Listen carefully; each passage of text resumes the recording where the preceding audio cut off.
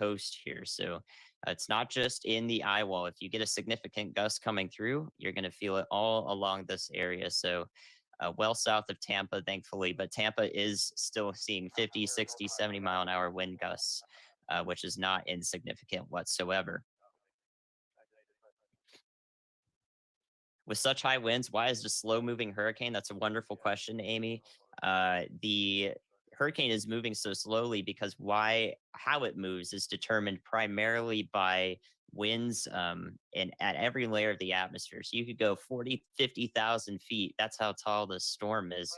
And the winds up there are actually guiding it just as much as the winds are at 20,000 feet and less so at the surface. So the winds up at 50,000 feet aren't actually that strong. They're pretty weak right now. And that is why you see Hurricane Ian moving so slowly, directly because of that. Any chance of vanishing? The storm will deteriorate very quickly while it goes over inland Florida. It's expected to maintain tropical storm force winds, which is about 45 to 60 miles an hour as it moves towards Orlando. So your main concern in the Orlando area and along the east coast of Florida, the northeastern part of Florida, is not the wind speeds, but rather the deluge of rainfall that's possible. Yes, I did go to school at University of North Carolina, Asheville. I'm actually going to turn 25 next month, for those of you all wondering. I know it's every time I come on here, y'all. Thank you for telling me how young I am. I appreciate it every time I see it. You make me laugh. Yes, the current National Hurricane Center forecast actually takes Ian out. Here, let me show you on the satellite here. I wish I could bring it up, but I'm scared to break everything on the stream because I'm currently controlling Ryan's PC. The current forecast actually brings Ian out of northeastern Florida and then recurves it back in again due to those upper level winds that I mentioned. Curves it back into the Georgia/South Carolina coast as a tropical storm. I don't expect it to actually intensify, neither does the National Hurricane Center, but rather maintain its strength as it gets to South Carolina and moves inland there. The main problem again in that area will be the rainfall. Okay. Man, I really hope I was able to help you all out. I think Ryan's back and ready to go. How you feeling, Ryan? I'm doing all right. We didn't go quite 15 minutes there. I think what I'm going to do is about 30 to 45 minutes from now, I might take another brief 10-minute break because my wife talked me into waiting on her to bring me food instead of ordering out. So that's what we're going to do. We're just going to keep it going. First of all, everybody say thank you, Andy. Once again, meteorologist Andy Hill always does an amazing job whenever I need to go do whatever it is I need to do. And also just intermittently throughout the entire stream, we value his input, and let's just show some major love in the chat there for Andy. And we're going to dive right back into this coverage, going on 7 hours now, coverage of major Hurricane Ian that's made landfall here in Florida, causing significant damage, and it's not over yet. In fact, until 1 a.m. tonight, we still have a tornado watch for the eastern side of Florida over here, where a few tornadoes are possible, isolated gusts up to 60 miles an hour are possible, and that is going to impact an area that includes almost 4 million people. 746 schools and 47 hospitals are included in that tornado watch. So Hurricane Ian is causing a lot of problems down here around the main core of the storm, but it's going to continue to cause problems in these outer bands that tend to promote tornadoes in situations like this. So we're going to keep an eye on that, but we're also going to keep an eye on our storm chasers, who are, for the most part, all located inside of the eye of the storm here. And we're going to see that the conditions start to deteriorate once again once the other side of the storm makes it to them. Now, how long is that going to take? I really don't know. It took so long for the new storm tornado to watch get has over been them. issued. How long it's going to take for it for the other side to come through, who knows? It just depends on how much the storm speeds up. and the direction that it ends up going. Right now, it's just kind of floating off to the north and east at a very slow speed. If it A keeps new doing that, tornado watch has been issued. probably a couple, 30 minutes, an hour or so, we might start seeing things start to go back downhill where they are. Thanks to everybody who's showing all the love in the chat. You guys are awesome. You make this super rewarding. I think one of the cool things about what we're doing is, we're doing the weather, right? I'm just literally, telling you, me and Andy are giving you our opinions and our ideas about what's going on based off what we're seeing on radar and satellite and through the storm chasers and stuff. But being able to interact with the people live while it's happening is just on the next level. And I think it's awesome that we have such a supportive group of people that hang out in the chat there. And also super huge shout out to the moderators today, because apparently we peaked out at 100,000 people watching for a while there. And I know that probably was hard to manage for a little while, but they do an amazing job. So big shout out to the moderators and everybody that's involved with what we're doing here. More videos and pictures from the Fort Myers area continue to show flooding. It looks like the flooding is still ongoing, especially at Fort Myers Beach.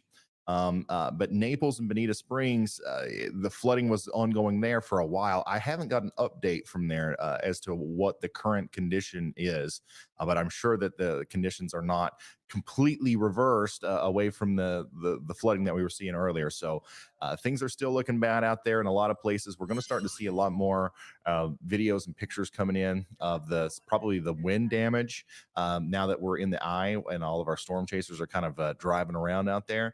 But for the most part, things are just looking like this in Inglewood, for example.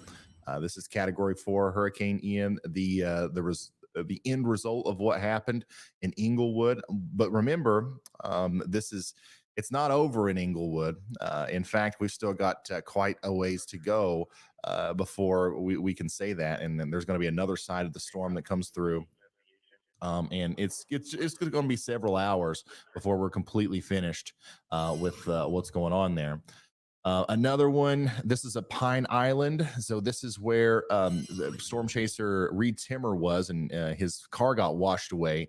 And you can see the video there of storm surge and strong Category 4 winds as it was making landfall, of all that water just kind of rushing over through the streets, and the roads turned into rivers for a moment in time there as the storm made landfall. We're continuing to see big time wind gust reports coming out of areas north of Punta Gorda. Once again, I really do think Arcadia and a lot of these places are going to be getting in on those 100-mile-an-hour plus gusts pretty soon. So get ready. If you haven't started seeing those yet, it's going to happen soon. And we got another update from Brandon Kopic. So let's check that out. Jason Brandon Kopic from the eye wall of Hurricane Ian. We have 2 of the 4 trees have collapsed already. 1, 2. Number 3 is right behind me. We're watching how closely it may go at any time. If not this eye wall, the rear eye wall. Storm Jason Brandon Kopic. Okay. So like Brandon said, there's a lot of things that are not necessarily completely, there's a lot of damage, but there's some things that are on the verge of being damaged or destroyed, like a lot of those cranes that the job could be finished with the rear eye wall as it comes in during the next part of the storm. So we'll see what happens there. Of course, we're going to be sticking with our storm chasers throughout the duration of this thing. And we are going to continue to stay with everybody ahead of the storm. I know that we've got a lot of people watching in Orlando. We got a lot of people watching in Tampa. We got a lot of people watching in Sebring and Palm Bay and all these places. This storm's coming for you too. Thankfully, it's not going to be hopefully it's not going to be as bad. It's definitely not going to be as bad as in terms of storm surge and wind. But there are other aspects to the storm that could end up being bad. So we're going to stick with you guys until we are no longer needed, or until YouTube boots us off, which I believe is at around 11 or 12 hours. Let's see. we're getting a lot of good comments into. We got Robert Williams who's saying, "Hey Ryan, I just want to let you know we're in Okeechobee, Florida, and I just want to say that we are getting more and better information from you than any of the other networks." That's awesome. Thank you. I appreciate the kind words. I think the reason it's better, I think the reason people perceive it as better is not. I don't think my graphics. I don't think the way that it's presented is necessarily better. It's just better because it's just there. There's no buffer, right? There's no the information comes to me, it comes to you. I regurgitate it in a way that's easy to understand, and we don't have to wait on a producer to give you a thumbs up.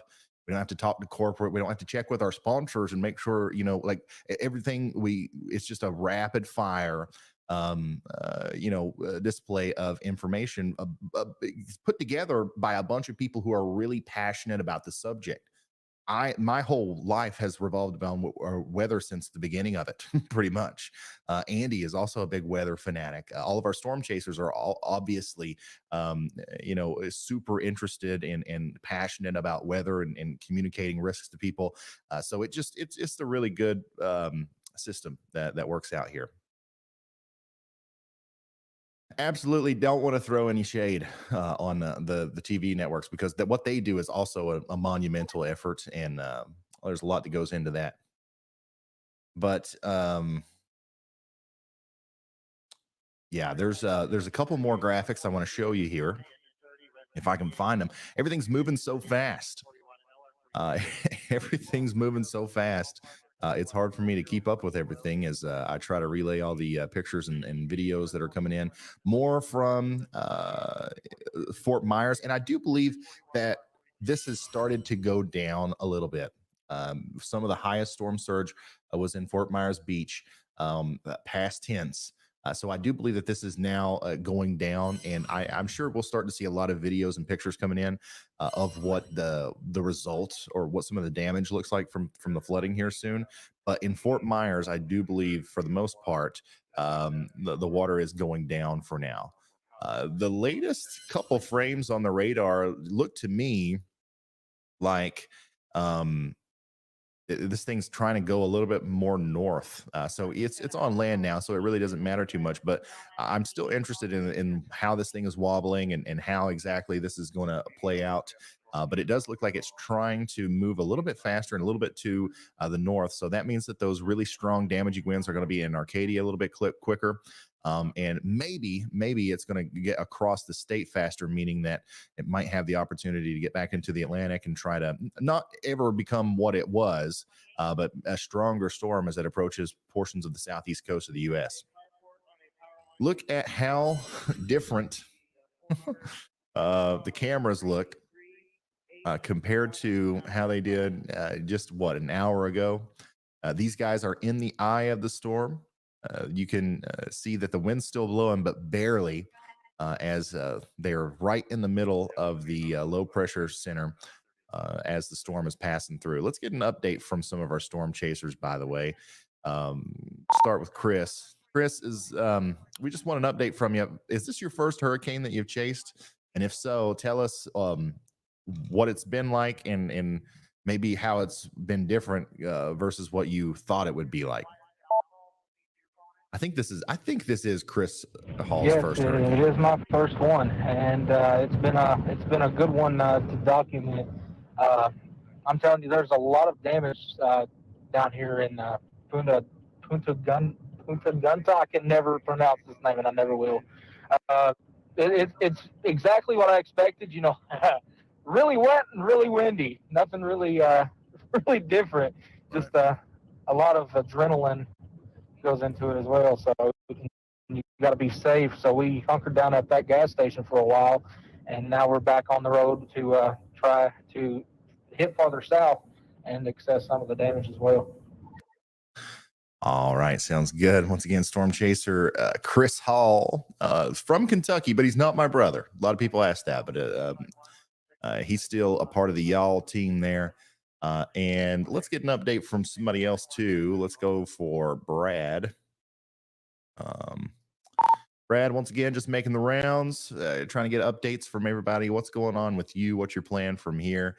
And what are you seeing out there? What is it looking like? Tell us the sights and sounds.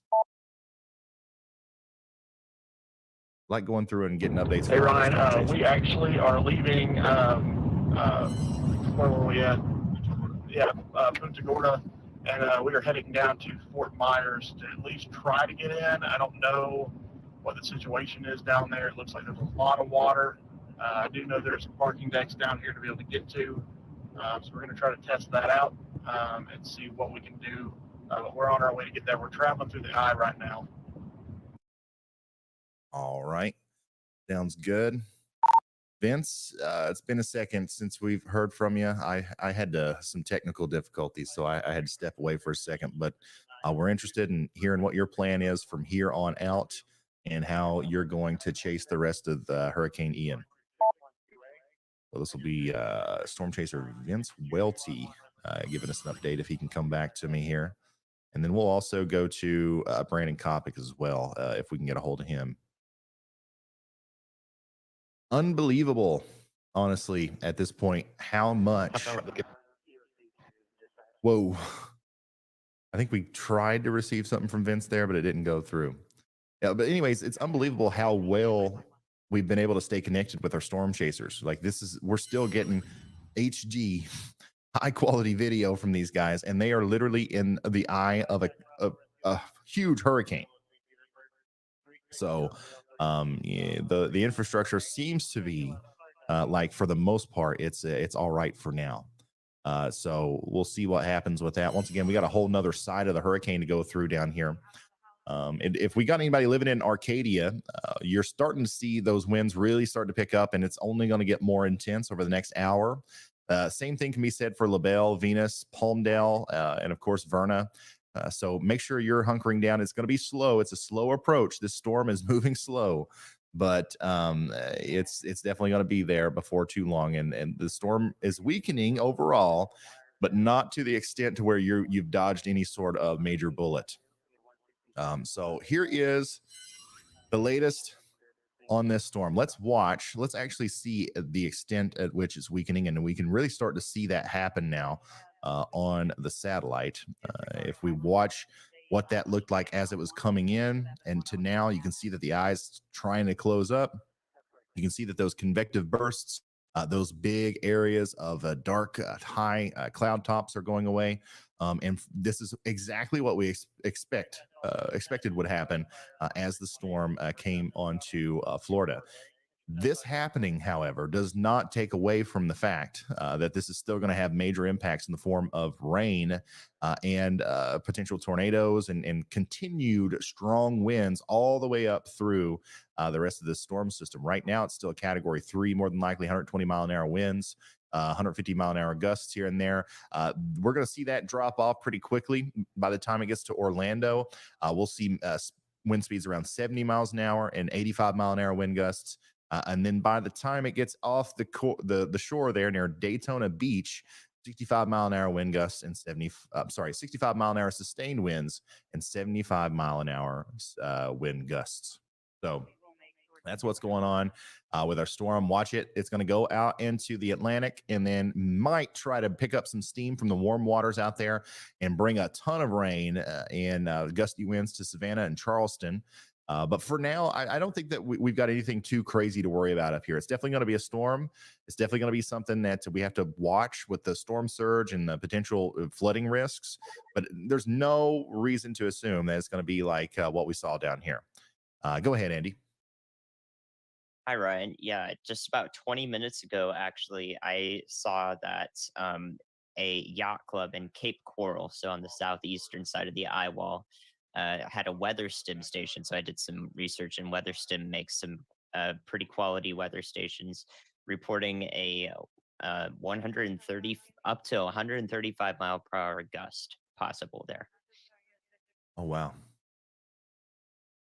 So we're once again, like I've been saying, guys, we're going to learn about what happened. Even though we were here live through the duration of the landfall, we're going to learn more about what actually happened during that as time goes on, as people are able to relay news and we start to see these reports coming in. So we'll see here. Okay, so here's an update from Collier County, from the Collier County Sheriff's Office. I'm just going to read this off here. This is straight from the Sheriff's Office 20 minutes ago. Here's some tough news you need to know. We aren't holding back. We are in call triage mode. We are getting a significant number of calls of people who are trapped by water in their homes. Some are reporting life-threatening medical emergencies in deep water. We will get to them first.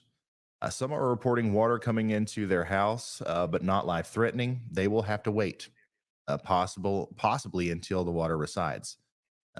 Lee County's 911 recedes. Sorry, Lee County's 911 system is down and rerouting to our center. You can't even imagine those calls. Don't call 911 unless it's an emergency. We all have the Collier courage, and we're going to get through this.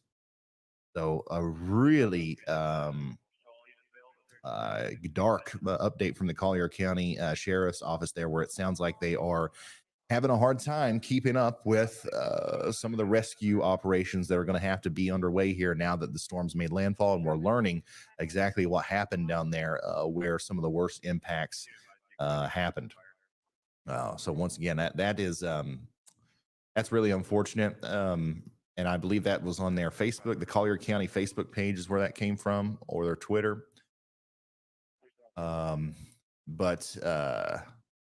Yeah, and also I want to make sure I try to say it. I think 8 out of 10 times that I say Fort Myers Beach, I only say Fort Myers. Anytime that I talk about significant damage in Fort Myers, I'm specifically talking about the Fort Myers Beach area. I think there was widespread wind damage and stuff in the Fort Myers downtown greater area, but where all this flooding is happening, where we've been showing those videos, that's the Fort Myers Beach area. And I'm sorry for leaving off the beach portion a time or two here and there.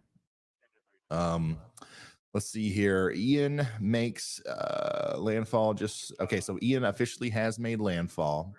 And we're continuing to track this thing as it goes farther into Florida. We're starting to see some of those really heavy rain bands moving into Tampa and Orlando, some of the strongest winds moving into Arcadia. And the storm surge should be letting up for just about everybody that was experiencing it. After several hours of dealing with this, you can imagine that that's going to be a welcomed thing, because this is once again a lot of in Fort Myers Beach specifically, and Naples. This is in Naples. A lot of the first level of these buildings, where it was homes, houses, condos, hotels, were completely inundated by water, and on top of that, we've got the waves that are doing damage to the glass and stuff like that. So as the water goes down, I'm sure we're going to get a lot of updates about the extent of the damage that came as a result of that.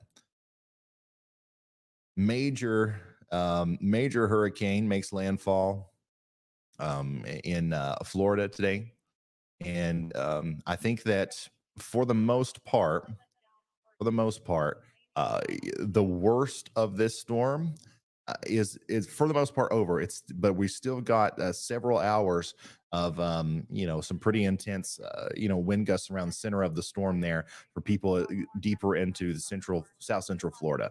I do want to kind of celebrate and be like, okay, we're over it, like we're past the worst part, but I also want to make sure that I am continuingly effectively communicating the risks to the people downstream.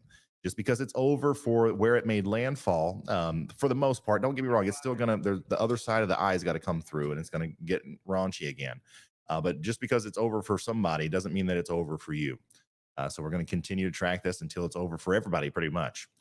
Latest update from power outages. Looks like we are officially over 1 million.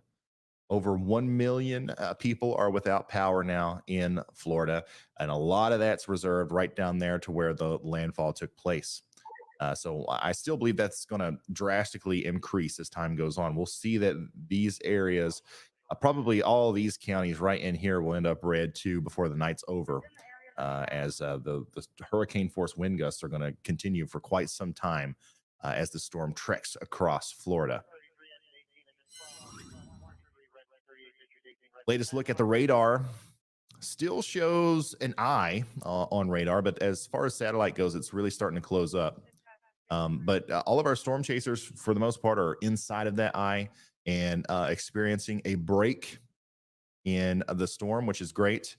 But once again, as soon as the other side comes through, we're going to get right back into those hurricane force wind gusts, and more damage is likely to be done as the storm goes up to pretty much north east at this point. Big flash flood warning for areas between Sarasota and Punta Gorda. That is one of the areas where we really have to start watching for freshwater flooding, because you can see how those really intense heavy rain bands have kind of sat over the same areas over and over, and it's been there for this long duration of time. That's going to lead to flooding, whether it's coming from the ocean or not. That's going to be a pretty bad situation over there. So if you live in a flood prone area, get ready to take shelter in a higher ground, or if the winds are still gusting at 100 miles an hour, which they likely are in the Northport area, a lower, more substantial shelter that is kind of tucked away from any flooding concerns. I got an update from Lee County. Lee County's got a boil water notice. Lee County Utilities has issued a system-wide boil water notice effective immediately for customers due to storm impacts. Visit legov.com/storm for more information. That was a weird one. So yeah, boil water advisory for pretty much everybody from Cape Coral to Fort Myers, Buckingham, Gateway, all these places. And that's obviously, we're going to see more problems arise with the overall infrastructure. We're going to start to see what happened there. It's not just the power, and in a lot of situations like these, it's all of them. There's parts of them that are going to have to be repaired. So just make sure you're paying attention to the local officials and what they're saying to do about stuff like that. Yeah, this is more crazy video from Naples, Florida earlier, of houses floating down the streets as the storm surge came in. Still, I've yet to see any aftermath photos and videos from Naples, but I'm sure those are coming. And I'm not looking forward to it. I do think we're going to see some pretty unfortunate stuff as a end result of what happened here. Once again, this reminds me of a lot of videos that I've seen of tsunamis. Like, I mean, that's just what it looks like. So, of course, the aftermath of those are often terrible. So, once again, I do want to say that we have a tornado watch. I want to reiterate this for the eastern side of Florida. So even though you're not getting hit by the landfalling hurricane, you are under a tornado watch, and that's going to include Orlando, Sanford, Daytona Beach, Palm Bay, and Stewart. So if a tornado warning comes through, make sure you know what you're going to do. Go ahead and have a plan in place to get you and your family to shelter as quickly as possible. What it's all about. We just want, on days like today, we want to take the weather seriously, and we want to we kind of want to treat Mother Nature with a little bit more respect than usual. A lot of Floridians, in my interactions with them so far, have, and rightfully so, because you guys go through some of the craziest weather, and you come out unscathed. But a lot of the attitude is like, oh well, it's just another storm, we'll be all right. Every once in a while, you gotta not have that attitude, and just kind of go, do the more precautionary thing. See here. Yeah, this is once again, I'm going to show this a time lapse again, because it's really telling of what we saw in a lot of these places. And there's hundreds of thousands of people who live in the communities who saw similar situations as this.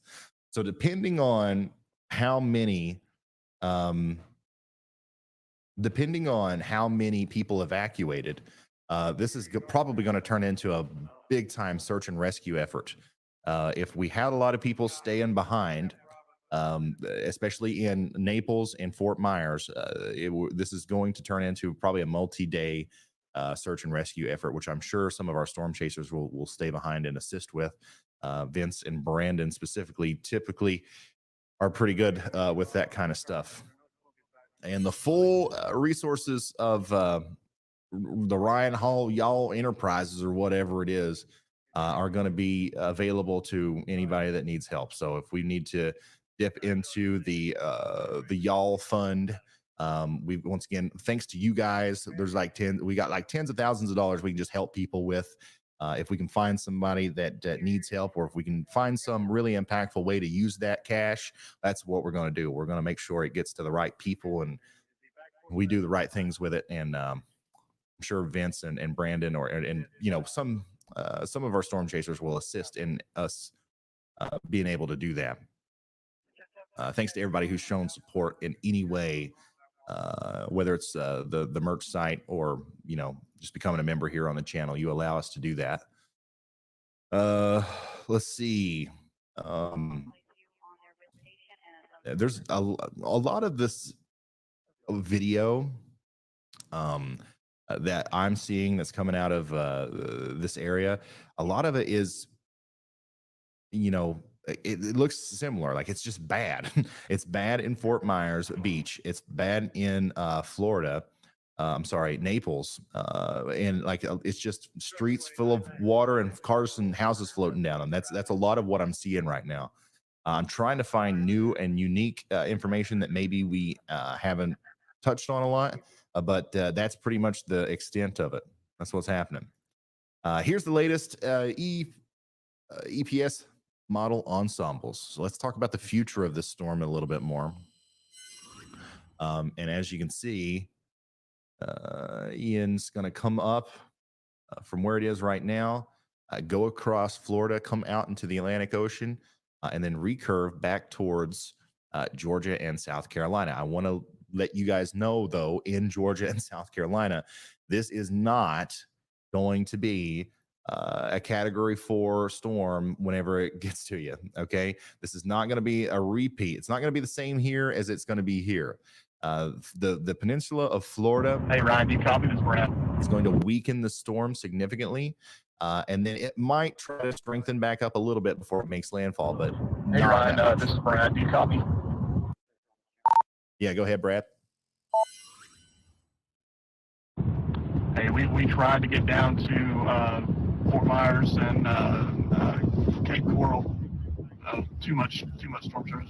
Too much storm surge. It was already coming up from the roads. There was no way we could get there. So we're heading back north right now on some county roads. So headed back to Punta Gorda.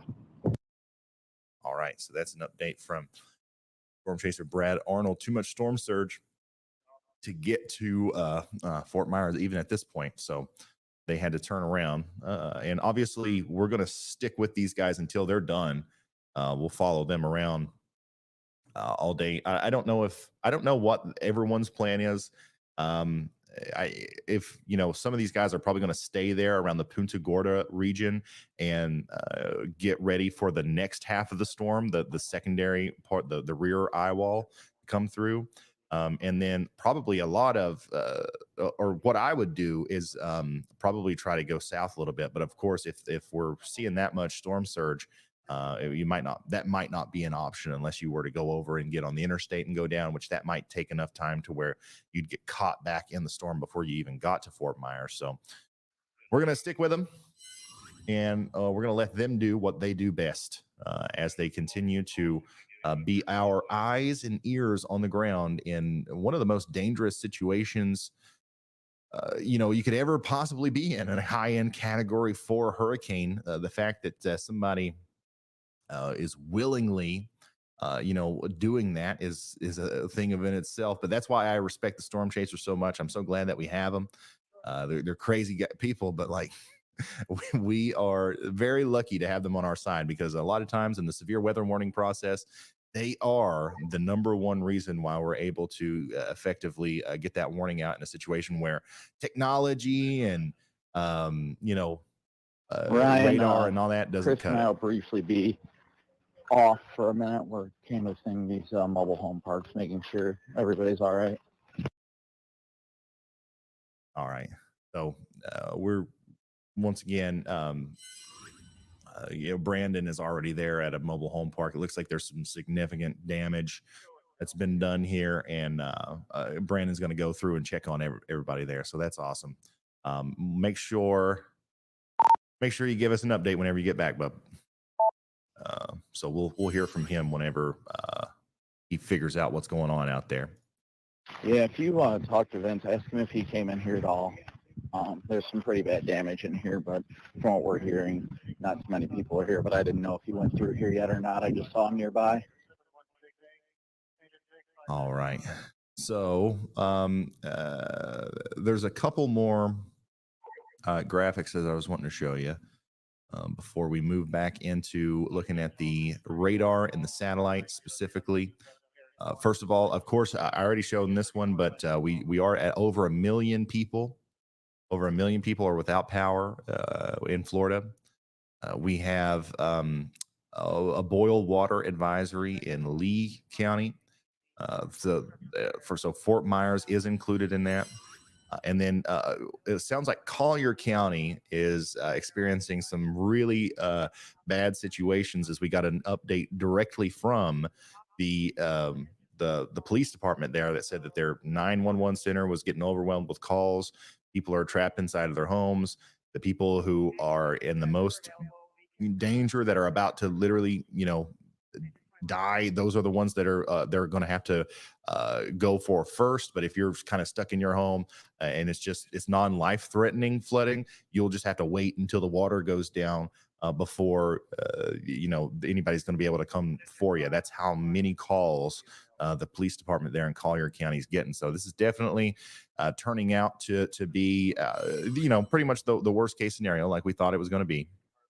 And it's my job now is going to be to not only do the forecast and talk about the future and what's going to happen with the storm and what's going on right now, but to start to try to relay some of the news of what happened back there during landfall. Because, when this thing was making landfall, we had a lot of people watching, and a lot of those people probably are just family members and friends of people who have loved ones in these areas, and they just want to know what's going on down there. So I'm going to do my best to get that information to you as efficiently as possible.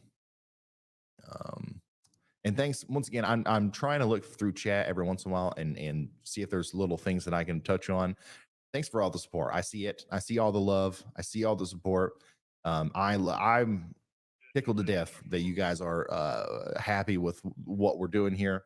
And just thanks for all the positivity. You don't have to thank me, though. I went through this yesterday. I would be here no matter what. It didn't matter if anybody's watching. This is what I love to do. I thank you for giving me a reason to do it. So yeah, thank you very much. I am going to look through chat just a little bit more. Let's see here. What about Orlando? So Orlando is going to probably take pretty close to a direct hit from the center of low pressure with this storm. Like the storm as a tropical storm, more than likely, is going to go right over Orlando. So the storm's going to weaken significantly, and you're going to get hit by it in Orlando probably tonight into the early morning hours tomorrow with 50, 60, 70 mile an hour winds. Okay, we're not going to see any 100-mile-an-hour wind gusts like we did on the coast. But it's still going to be an impactful storm. We'll probably see some isolated power outages. And the number one thing for me, if I was in Orlando, the number one thing I would be paying attention to is that tornado watch. You still got a bunch of storms floating around you that could produce tornadoes. And that's happening now. That's not even later tonight. So if I'm in Orlando, I'm watching out for that. Let's see here. Let's see. Yeah, I'm trying my best here, but it's hard to look. It's hard to focus on the chat when it's moving, and also like a lot of it is just I'm not seeing a lot of questions. Anna said, "Thank you for all your hard work. Thank you for the support." Kelly said, "I appreciate all you do." I appreciate that. I just thank you so much. Show the 3D model. What do you? So a lot of people are asking about the software we use. This is Radar Omega. Okay, this is Radar Omega. It's I'm using it on the computer, but I've also got it on my phone and my tablet.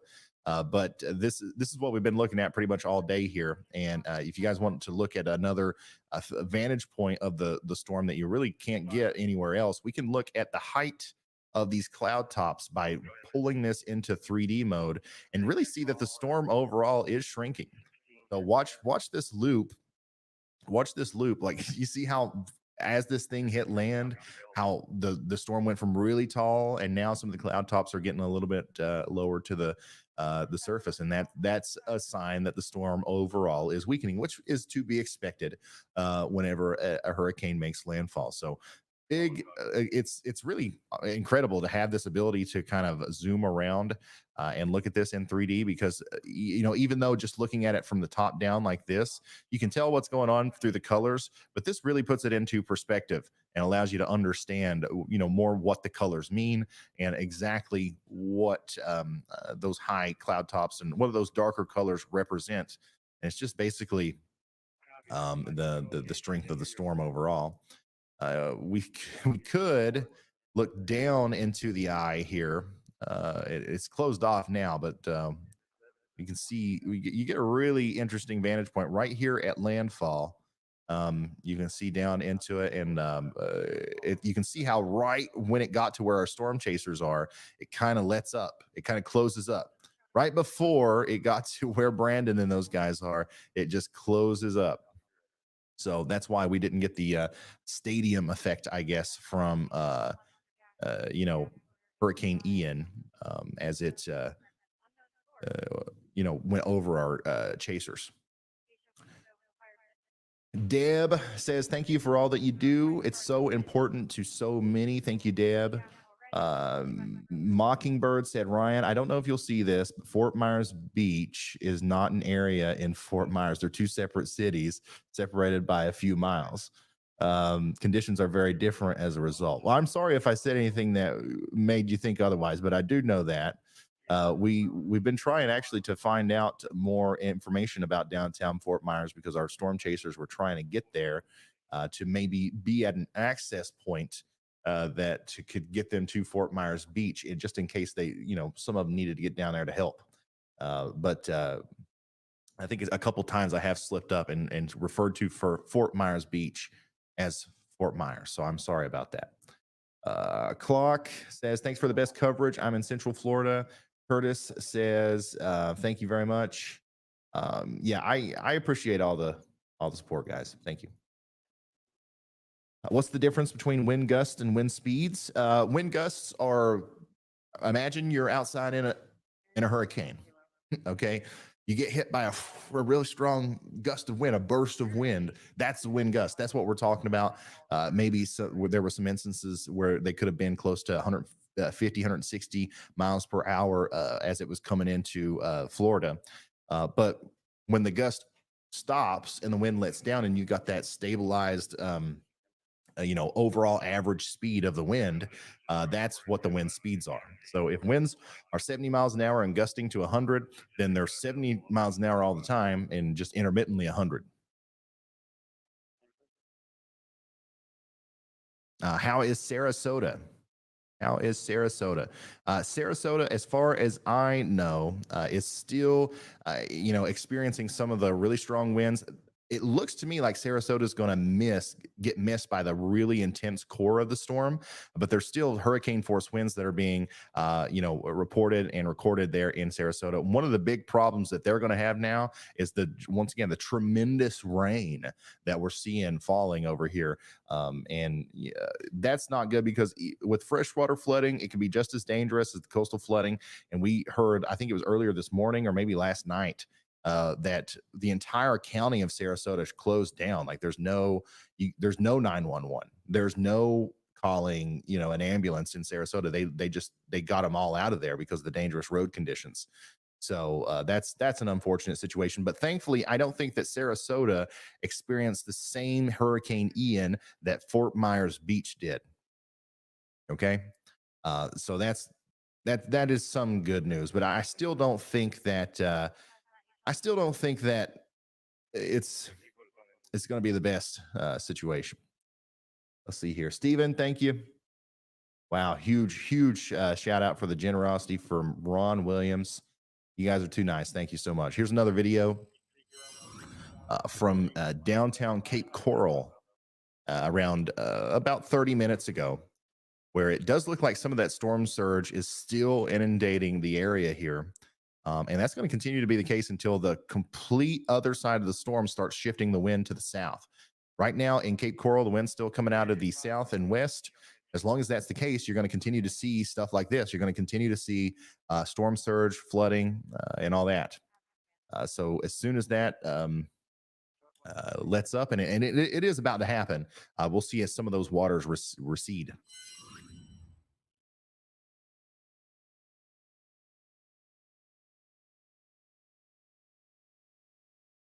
Let's see. Somebody said, can you believe some people were making TikToks right when the big storm surge hit? I can believe that. I can. Yep. It's one of the reasons why I think that the way that we do this is important, and I think it works so well, is because I think we reach those people. The people doing TikToks in a category 4 hurricane are not the are not the people that are watching the news, the regular news. So like, I feel like if we can get in front of those people and maybe effectively communicate the risks, we're doing a good job. Let's see here. The cigar hut, we heard about this earlier. Before, after, yeah, that's a terrible situation. There's the cigar hut. Notice the sign. And then if we look at the after, there's the sign right there. So obviously 6 or 7 feet deep, as a lot of the places in Fort Myers Beach were completely underwater for a very extended period of time. The flooding is still ongoing, but it's not going to get any worse. In fact, I think in a lot of places it's starting to get better. Here, still looking for more information that's coming out. Got another update from our Cyclone Port network. For some reason, everything that's associated with them is just not loading for me. I don't know what's going on. If you could download that one and send it, it'd be much appreciated. Here is North Fort Myers, Florida. Wow. Alan sent this in. He says, this is North Fort Myers, Florida, my 76-year-old mother-in-law's home, feeling helpless in Kentucky. My goodness. Oh, no. Yeah, that's going there. Pretty significant damage there. Alan's 76-year-old mother, and it looks like some damage has been done. If we can get maybe somebody to reach out, maybe if we've got somebody close and she needs anything, water, food, anything like that, maybe we can organize something like that. We'll try to make that happen, man. I'm going to send you a follow, send me a DM.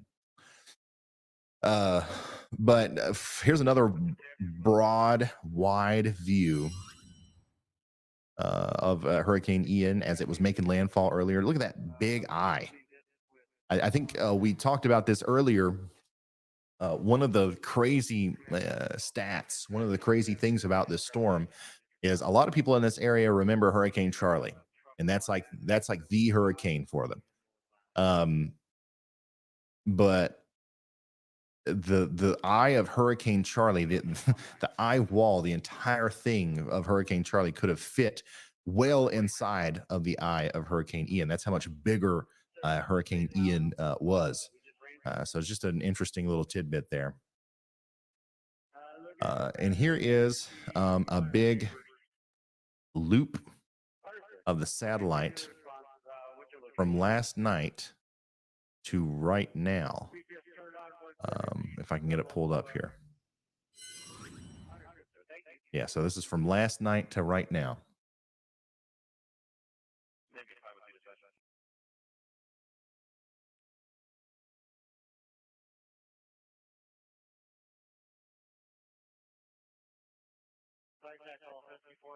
just a monster of a storm.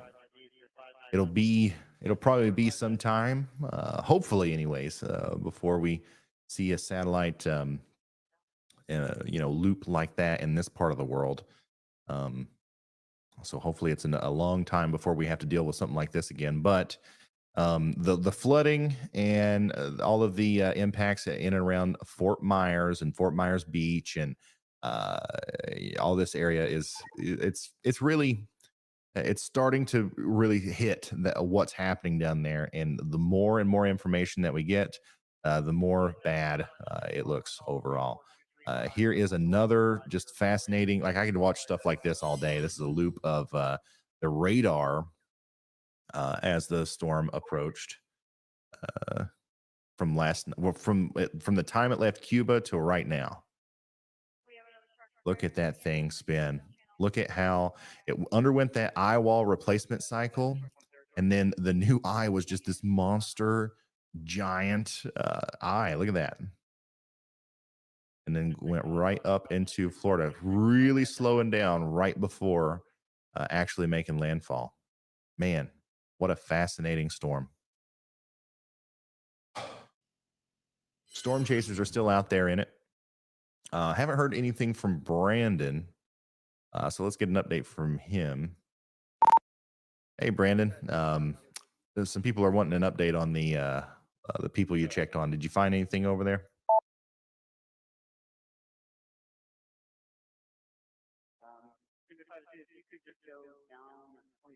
Hey Ryan, so Chris and I just got back in the vehicle. We're going to head more towards downtown. There were only a few people present, thankfully. We warned them that the second round was coming. Most of them thought it was over. And one family, their home was destroyed, an elderly couple. We advised them the best bet is probably to go downtown to the parking garages to seek shelter for round two, because they had nowhere. They were kind of hanging out in their van. But no injuries, thankfully. Everybody was all right in high spirits. As best they can be right now, but no injuries, thankfully. I didn't hear a single word he just said other than no injuries. So that's good. That's good.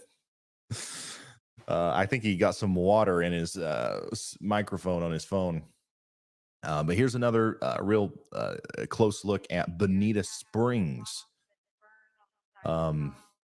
So this is from Lacey. She says, to give people an idea of how horrible Hurricane Ian is in Bonita Springs, and to think the second wall of the hurricane hasn't even hit yet. And that is true. That is true. The second wall of the hurricane is actually getting ready to hit in Bonita Springs here, or in the areas north of there, and the places hardest hit by the storm so far. But the storm surge should be less of a problem once this axis moves off to the north a little bit. Once those winds are, coming out of the northwest or something, it'll still be a problem, but it should allow it to start receding at least a little bit. Looks like we got 110 mile an hour wind gust there south of Northport. And the storm has slowed down again. It's kind of stalled out another couple of frames there, and it's kind of given our storm chasers an extra break. But now I'm starting to get worried about Northport and Venice and these areas over here. Like, they've had several hours of these really strong winds in excess of 100 miles an hour. Who knows what the damage is looking like over there at this point. Of course, we'll unfortunately find out soon enough. Here's a video from Radar Omega from one of our mesovort sensors. About an hour ago, this is what part of Naples near the moorings looked like in one of the harbors. This is just as the edge of the Hurricane Ian's eye wall was over the Project Mesovort pack. Yeah, so you can see the water levels incredibly high there. And that's going to continue to be the case. And I hear my wife and I hear my son. I think that they've come to deliver me food. Andy, are you ready to give me another break?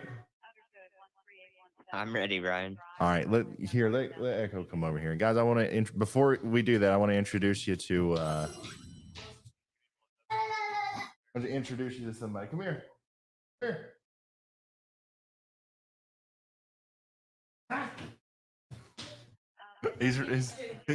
He lost his shoe. He'll be right back. Come here.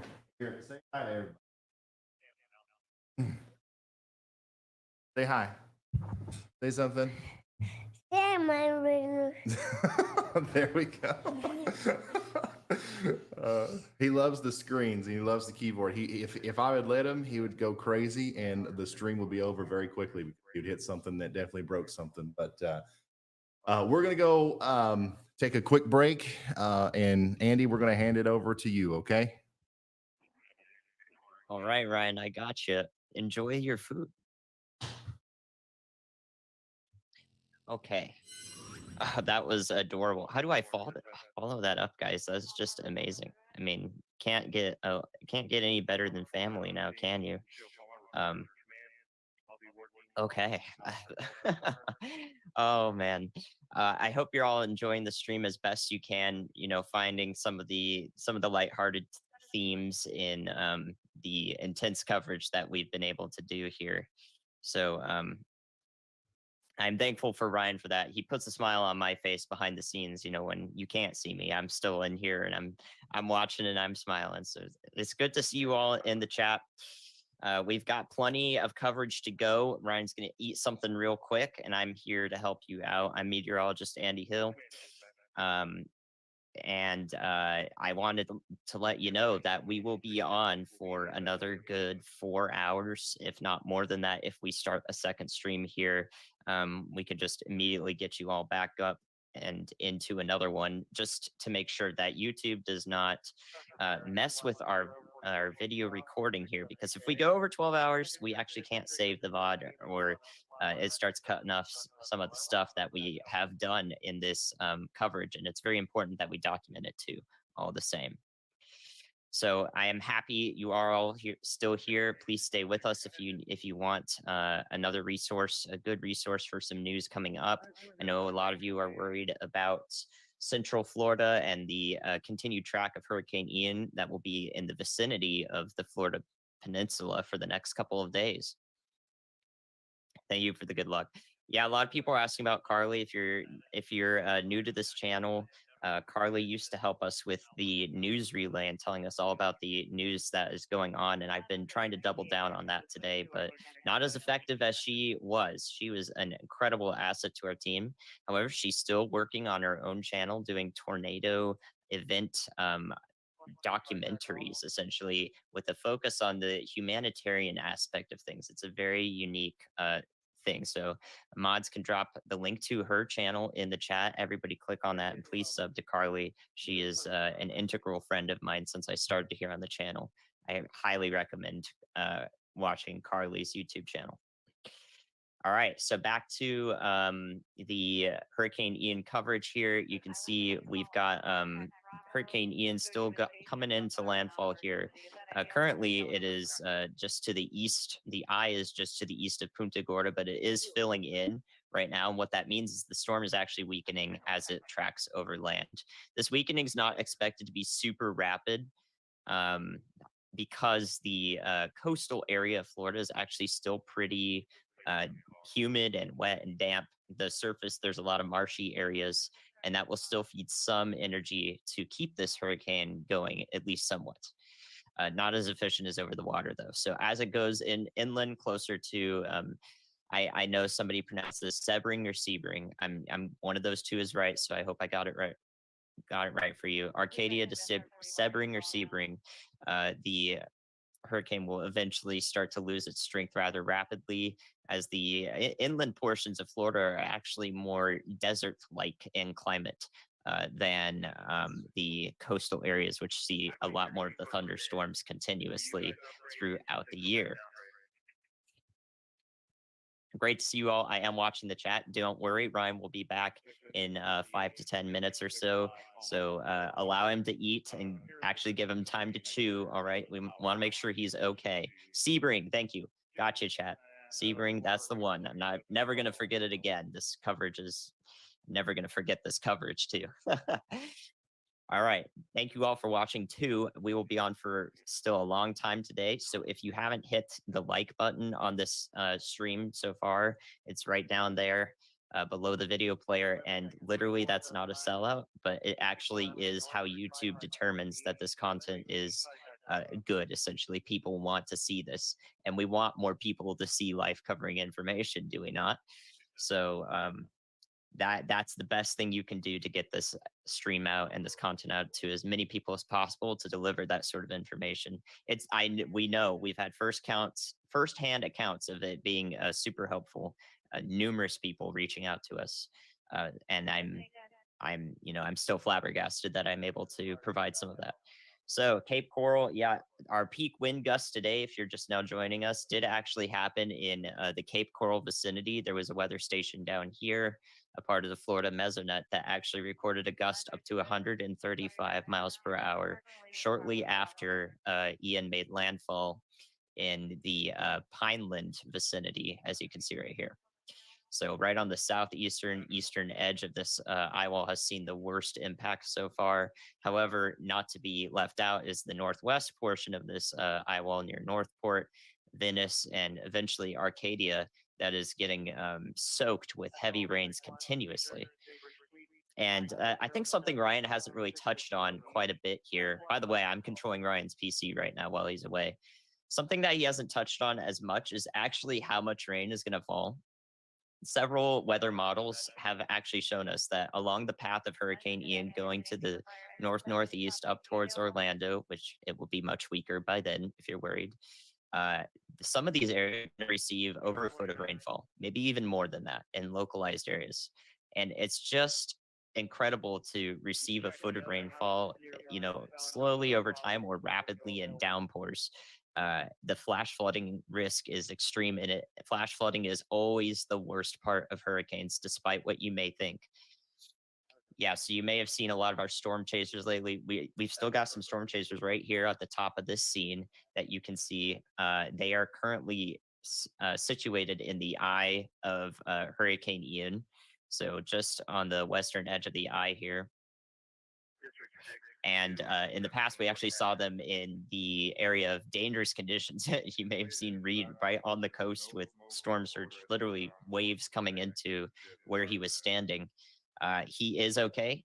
So all of our storm chasers are all right.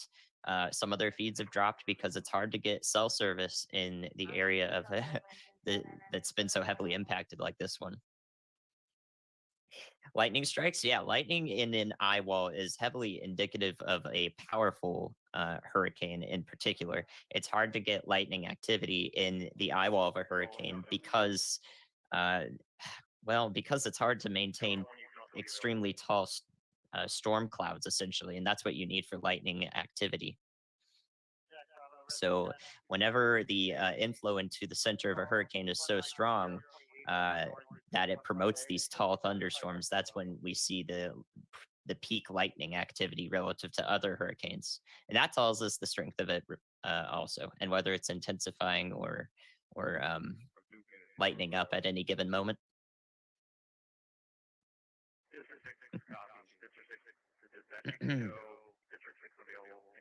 Yeah, so currently we have no tornado warnings at the moment, but several people have pointed out that we have special weather statements in several of these areas near landfall. That went alongside extreme wind warnings. Those are new warnings from the National Weather Service that are given out in the vicinity of a major landfalling hurricane. And the special weather statements now are like one tier less than that, but they still are issued for areas with up to 100-mile-per-hour wind gusts, like you'd see in a severe storm on the Great Plains. Hurricane comparisons right now are maybe that will help some people in the area understand, but I want to emphasize that they are relatively little importance because the people who are under Hurricane Ian are feeling the impacts now, and maybe they haven't been in a hurricane before or not one anything like some of the hurricanes you could compare to. It's not important to compare right now. We can do that well after the fact. Right now, our focus is on who's being impacted right now. Right now.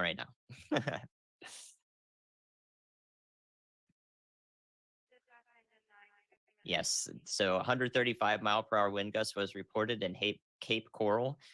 Punta Gorda, actually, the airport here reported up to 124-mile-per-hour wind gusts at one point, and several other wind gusts over 110 miles per hour, which is the equivalent of a Category 3 hurricane, have been recorded. So we've seen plenty of evidence at the surface wherever a weather station happens to exist and record a wind gust. We know that there's a lot more happening than just those areas. So it is.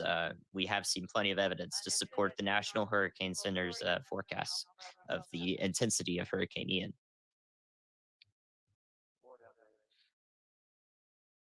Yeah, it's been absolutely incredible. And if, in case you're just now getting here and wondering where Ryan is, he will be back in the next 5 minutes or so. He's currently taking a break to eat.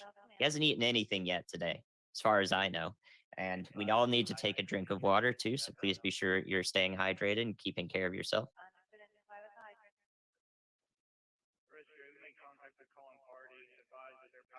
All right. So the most we know about Hurricane Ian's path right now, for those of you asking, let me send in the satellite here so you can see. This.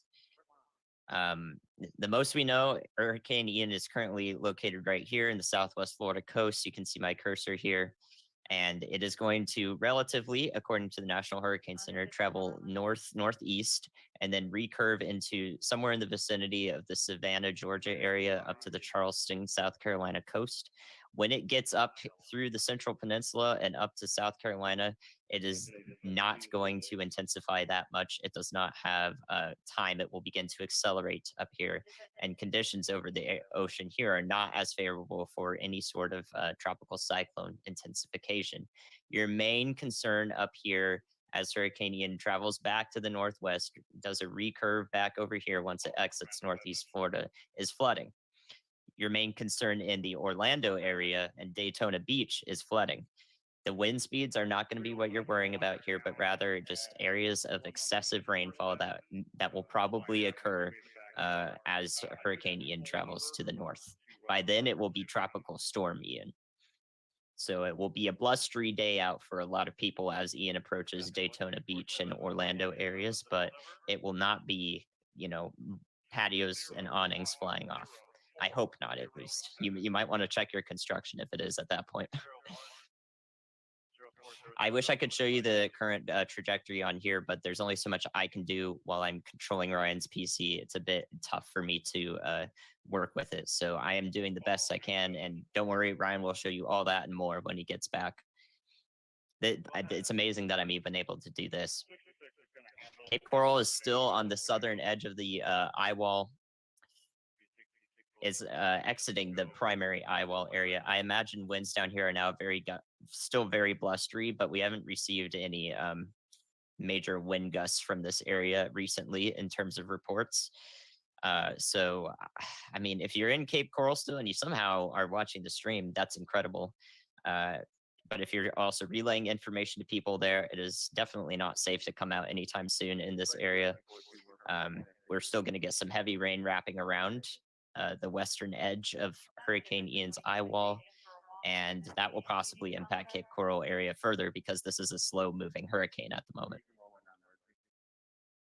Will the name Ian be retired? So the World Meteorological Organization retires names of hurricanes when they are extremely impactful, such that people are not going to forget that this hurricane happened, and they don't want to confuse a future, storm like, oh, I remember Ian. So, just looking at it subjectively, more than likely, Ian is probably going to become another retired name.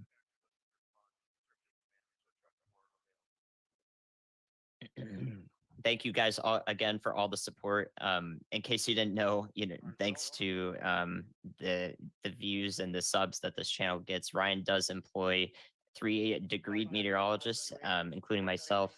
So I never would have expected to have a career based off of this, and to be able to deliver this to you guys is of utmost importance. Do I think the hurricane will speed up at some point? By the time it speeds up, it will definitely have already deteriorated to a tropical storm. And then it will, yes, the center of it will speed up, and as it goes offshore, flowing back into the Appalachia area, the southern Appalachian Mountains. All right, I'm looking at chat, seeing if there's anything more to address in the chat. I can try to do specific locations, but it's impossible to tell everyone. I hope that you pay attention to the National Hurricane Center's track forecast. And of course, they've got the impacts lined up very succinctly there. We are here to reiterate that and also show you nowcasting stuff. That's what you can attach to is nowcasting when we're forecasting the now. Essentially, that's what that means. Did you just laugh? Somebody just laughed at me. Was that you, Brian? He might still be here. Somebody's laughing at me in the background. Oh, man. Make sure you're chewing, Ryan. Chew and swallow calmly. Don't want you choking. I can't give you the Heimlich maneuver back there. Tampa's doing all right, guys. Tampa was thankfully spared from the primary impacts of this hurricane. It landfalled to the south. So a lot of areas down here are now experiencing what Tampa was forecasted to experience. And, while we can be thankful about Tampa, we have to keep the people down here in mind as well, because their livelihoods are being destroyed by the amazing amount of water that has come into the area from offshore, or from onshore rather. Tampa, though, is still experiencing some pretty gusty winds right now. 50 to 60 mile an hour winds are frequent along the Tampa Bay area. And as far as storm surge goes, because a lot of the forecasting and evacuation was based off of storm surge forecasts, which is literally when water is brought in from the ocean onto land by powerful winds. The storm surge is still expected to happen in Tampa Bay to some extent, but not definitely not the sort of a doomsday forecast that were happening before. So that will happen once Ian passes the latitude of Tampa. So once it's like due east of it, the wind should shift such that some of the water will re-enter the bay, and perhaps some minor flooding could occur. So that's what I think about the Tampa area. Is that good, Ryan? Are you done? Are you ready? I'm ready to go. Cool. I'm ready to go. Thanks again, Andy. And as always, guys, let's give Andy some love in the chat. Let's get a bunch of thank you, Andys. We need an emote to represent that or something. That'd be funny. But yeah, as always, super thankful to have Andy's input as I step away from the computers for at least 20 to 30 minutes every 12-hour period that we're live streaming here. So I really do appreciate everybody for sticking around, and I obviously appreciate Andy for his incredibly valuable input. And we are still in the middle of tracking this hurricane. Obviously, it's weakening. It's slowly going to lose steam as it moves over the center part of the state. But as the storm weakens and it gets into different terrains and different areas, the impacts and the potential dangers associated with it just change. They don't necessarily go away. So we're going to continue to watch the coasts, as there are hurricane warnings on both sides of Florida. And we're going to continue to watch the central part of Florida for all that devastating potential flooding that's more than likely starting to unfold already in the northern extent of that heavy rain band that's just been sitting over there over Northport in Venice, Verna, Valmo, and moving into Arcadia right now. I just, if something like this were to occur where I live, it would be just the most unbelievable thing ever as far as flooding goes. Obviously, Florida is a little bit better with drainage, but if this goes on long enough, this amount of rain in this little spot in this short period of time will cause catastrophic flooding of its own. And we expect that this could continue all the way up there close to Tampa, and then eventually to Lakeland and Sebring, and eventually into Orlando, as well as the storm slowly chugs off to the north and to the east. Latest update from the National Hurricane Center tells us that we're down to 140 mile per hour winds. Now, this is 45 minutes ago. So we're going to get another update here in about 15, 20 minutes. But this is 140 mile an hour winds, and it's probably down to 130 now or something.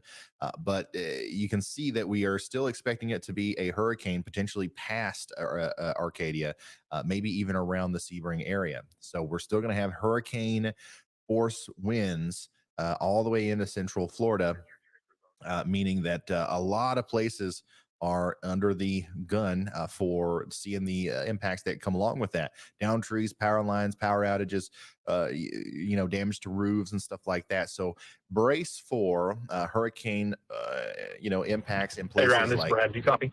Placid Lakes, Lake Placid, Avon Park, Sebring, Prairie Ridge, Hillcrest Heights, and Bowling Green, and all of these places. And we're going to check on Brad now. Yeah, go ahead. Hey, we are finally starting to see that push of water. It took forever, but we're finally seeing the push of water here in Punta Gorda. Water has come up considerably, so I'm expecting storm surge pretty soon. It's coming up pretty quick. I don't think it's going to be the 15 to 20 feet that we were expecting, but it's going to be pretty high. So it's moving in now, and it should come up very quickly.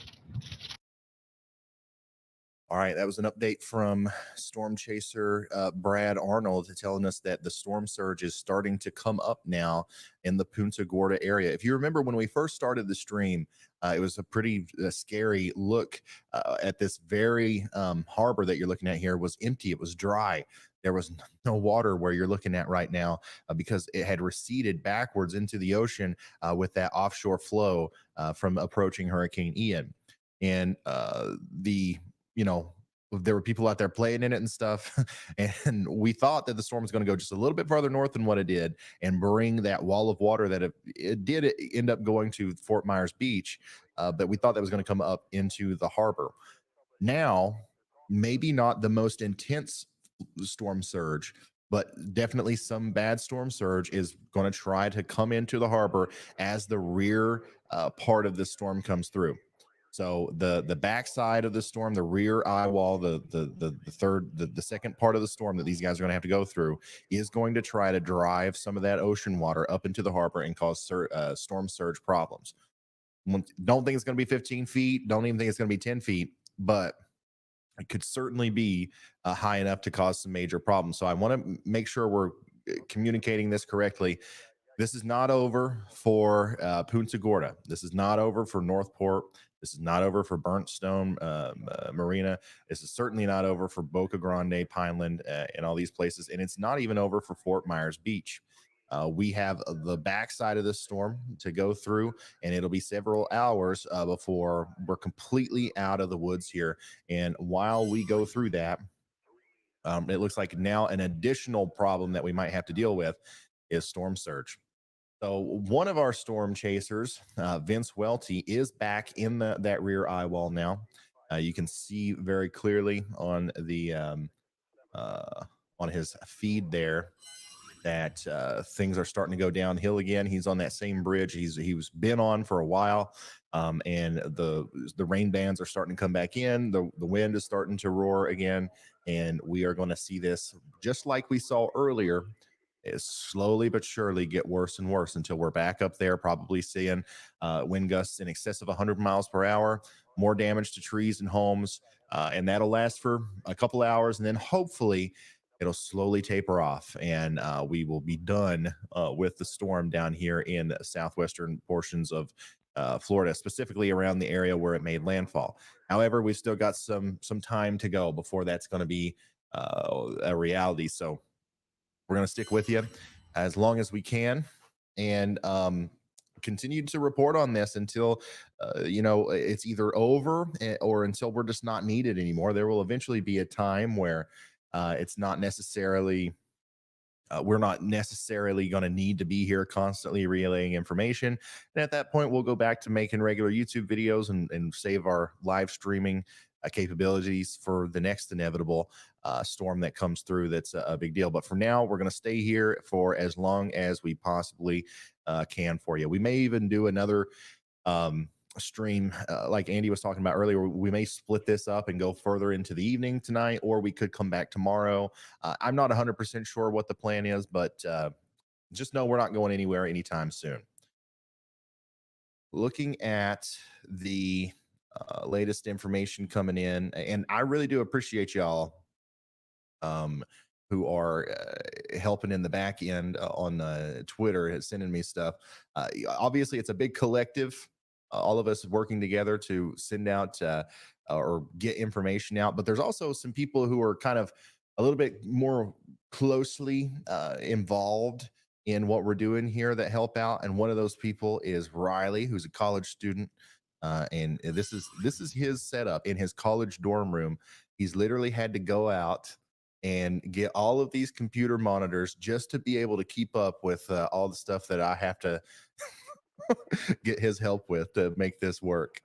So he's took a picture there of all of his computers and everything that he's got going on.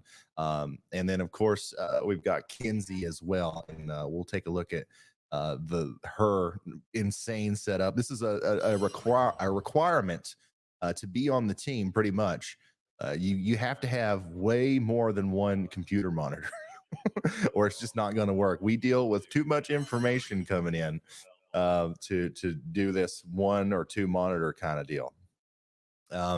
So winds are really starting to pick up now on Vince Welty's camera. You can see that honestly, this looks almost more intense than a lot of what we saw on the front side of the storm. And that might be the theme here. And some of the strongest wind gusts might actually end up coming from this rear side of the eye wall as it comes into view. Once again, very strong winds are ripping through there at Vince Welty's location, which is just to the south of Port Charlotte and just to the north of Punta Gorda. He's on that bridge that separates them the harbor there. And look at this. Look at this. On the Radar Omega app, I can actually pull up his sensor. And, ooh, that's really loud. Sorry. But I can pull up his sensor and I can see that it's 93 mile an hour wind gusts is what we're getting here from his sensor. 93.4, 85 sustained. 96.8. Holy smokes. So that's what we're dealing with here. We're going to check back in. I see there's 52 of you guys watching with me right now in the Radar Omega app. You'll be able to see Vince Welty's instruments update live here. And also, I believe that, I believe we got Brandon Kopic's stuff in here as well, but I don't see a anemometer on his. It's just the pressure. But he's also going through quite some, significant wind gusts here. Things are really starting to pick up in Port Charlotte a lot quicker than what I think we saw with the first part of the storm. So unfortunately, this is going to go on for quite some time. We're going to continue to see these extremely dangerous wind gusts throughout probably the next couple of hours. And it's just, man, it's really ripping out there. Visibility is extremely low. Here's a view from Chris Hall, his view of the Brandon's car in front of him. And you can see that that's some very strong wind. Chris, I see things are starting to pick up again. What do you estimate the winds are blowing at right now? My goodness. Oh, and it looks like Bryce Shelton.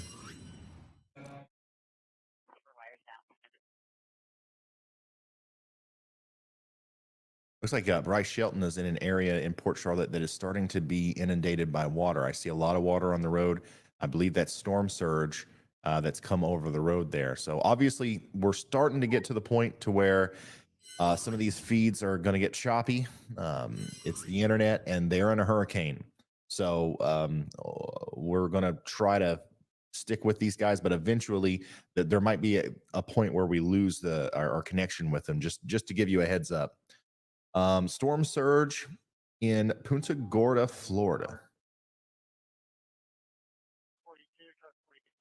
Wow, 106 mile an hour reading there. Wow, from Vince Welty. Once again, this is coming from the Radar Omega app. He's got his instruments on top of the vehicle. You are going to be able to see that as it comes in live. It's going to update live. Okay, so I'm going to turn this back up, and looks like we're starting to see some similar images, unfortunately, of the storm surge coming into Punta Gorda now and some of the lower lying areas. Look at this. A storm surge now inundating Punta Gorda, Florida, Hurricane Ian. This is some of the latest imagery coming out from that. And unfortunately, that looks very similar to some of the images that we saw from Fort Myers just not too long ago. Look at that. Oh boy. So we're gonna keep watching that, and we're gonna go back and forth between that and the storm chasers, and it is just getting nasty out there. Once again, if you're just now tuning in, we're watching the second round of Hurricane Ian unfold here in the Port Charlotte area. The backside of the storm is hitting with incredible intensity right now, with wind gusts well over 100 miles an hour.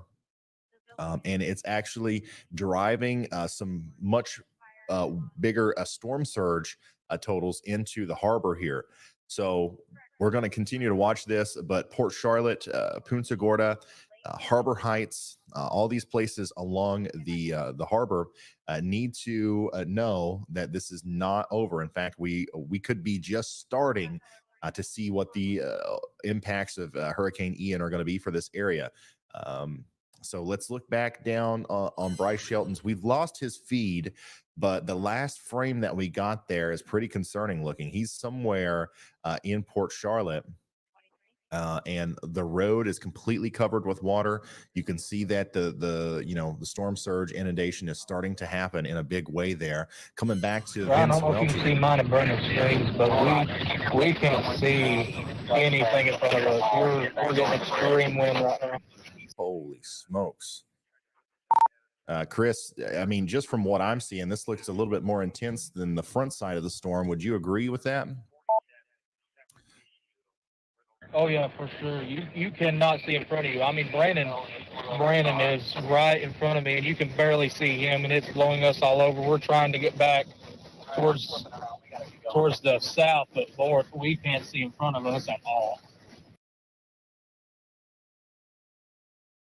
Man, now this is once again, this is looking a whole lot worse than anything that we saw earlier with the front of the storm coming in. Let's come back to Brandon Kopic's feed here. These guys probably should try to get to a safe place quick, because we're seeing some concerning signs of some storm surge coming up into the Port Charlotte area. And then also they're in a situation where they literally can't see anything. And the winds are gusting well over 100 miles an hour. So we're going to stick with them. We're going to stay with them here. This is a live look at what's unfolding in and around Port Charlotte, Florida. And if we could change Brett Adair's location marker to something else, he is not in that location anymore. But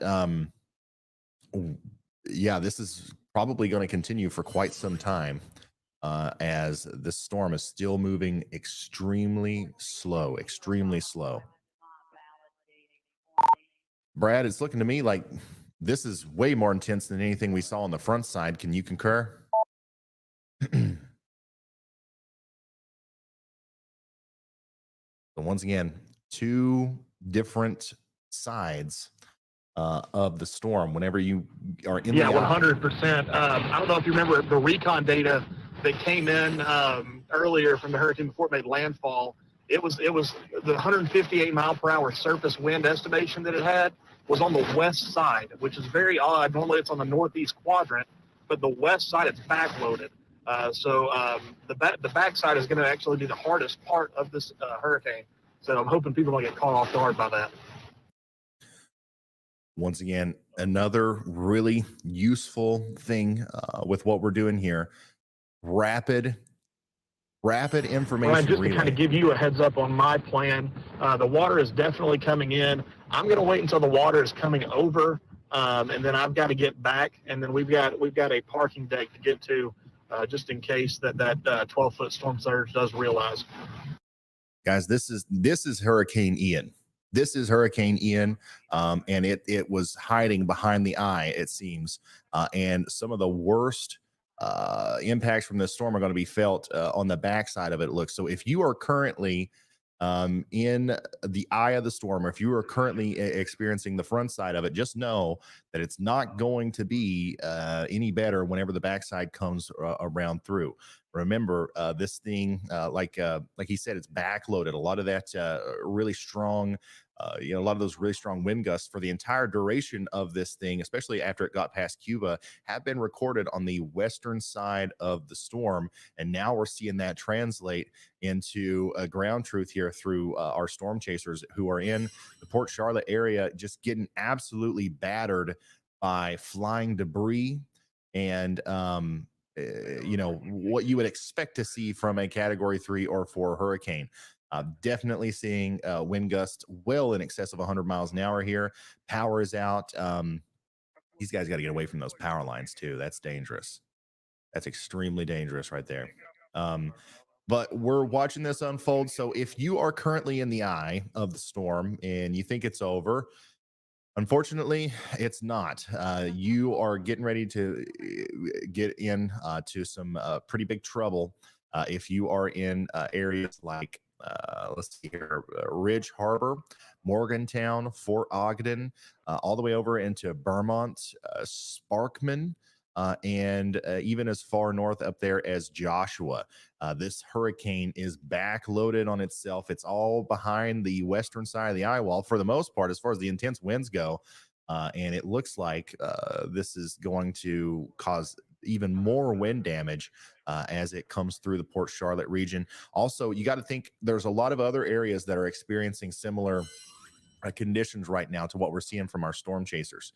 We're seeing the same thing happen in Sidell, in Hull, in Arcadia, in Pine Level, and it's starting to try to let up in places like Northport. But for the most part, this is still an ongoing, developing, dangerous situation. And on top of all this, we've got the storm surge that's possibly going to try to come back up if this storm continues to try to jog to the north a little bit. So incredible look at a very dangerous hurricane that's currently ripping through areas near Port Charlotte. And at this point, it's no longer, I don't know what the latest update is. I think 6 o'clock, we're getting a new one, right, Andy? We're going to get Hurricane Center update in a minute. I'm actually not sure if they'll release a new one at that time. Okay. All right. Well, I'm interested to see what the latest update is, because this still looks to me like it's a category 3 or higher. And especially if we're specifically talking about this side of the storm, which is where most of Ian's wrath seems to be. Once again, downstream, you are going to experience conditions like this, what you're seeing from our storm chasers here, or worse than this even, if you are in places like Aquiline, South Punta Gorda Heights, Tucker's Corner, Sparkman, Gilchrist, Lakeville. It seems like things have calmed down right now, and I understand that. You've probably been through hurricanes before, where once you get through the front side, the back side's pretty bad, but it's usually not as bad as the front side. This is different. The backside is actually going to be tremendously more intense, it seems like, than even the front side was. So we're going to continue to watch this, but everybody downstream here, get ready for what is going to be another long session of hurricane force winds. And it's crazy to me that we're still seeing this intense of a storm, and the center of circulation is so far onto land. It's not obvious. It's obviously you can't go very far into land in Florida, but for a hurricane, the fact that we're still seeing gusts well in excess of 100 miles an hour, 110, 115, is pretty impressive, and it's pretty concerning for areas downstream. Looks to me like even places like Bowling Green, Avon Park, and Sebring need to be on the lookout for, not only just hurricane force wind gusts as the storm gets closer to you, but maybe even Cat 2 hurricane wind gusts, Cat 3 as the storm is holding together as it comes through. So I'm getting a lot of updates on my phone. I don't know if you guys hear that thing going off or not, but I'm going to turn it off, kind of set it to the side. But my goodness, this has really turned into a little bit of a surprise on the backside of Hurricane Ian here. We got a purple light, so let's get an update from Riley. Why don't you go ahead, Riley? Hey Ryan, if you look at Bryce's stream, he has our first view of storm surge coming up in Port Charlotte, Florida. All right, thank you so much, Riley. Riley's the one that we showed the picture of earlier with the computers. He's helping out, talking to the storm chasers, making sure that they're okay, and letting me know which feed to bring up in a situation like this. It looks like we're getting reconnected to our storm chaser Bryce Shelton, who is in the middle of some pretty significant storm surge up here in Port Charlotte. Now, obviously, this is an intermittent connection. I'm not seeing. I don't know how delayed this is or anything, but we're only getting like a frame every once in a while. But you can certainly see what's happening. A picture tells 1,000 words. A picture is worth 1,000 words.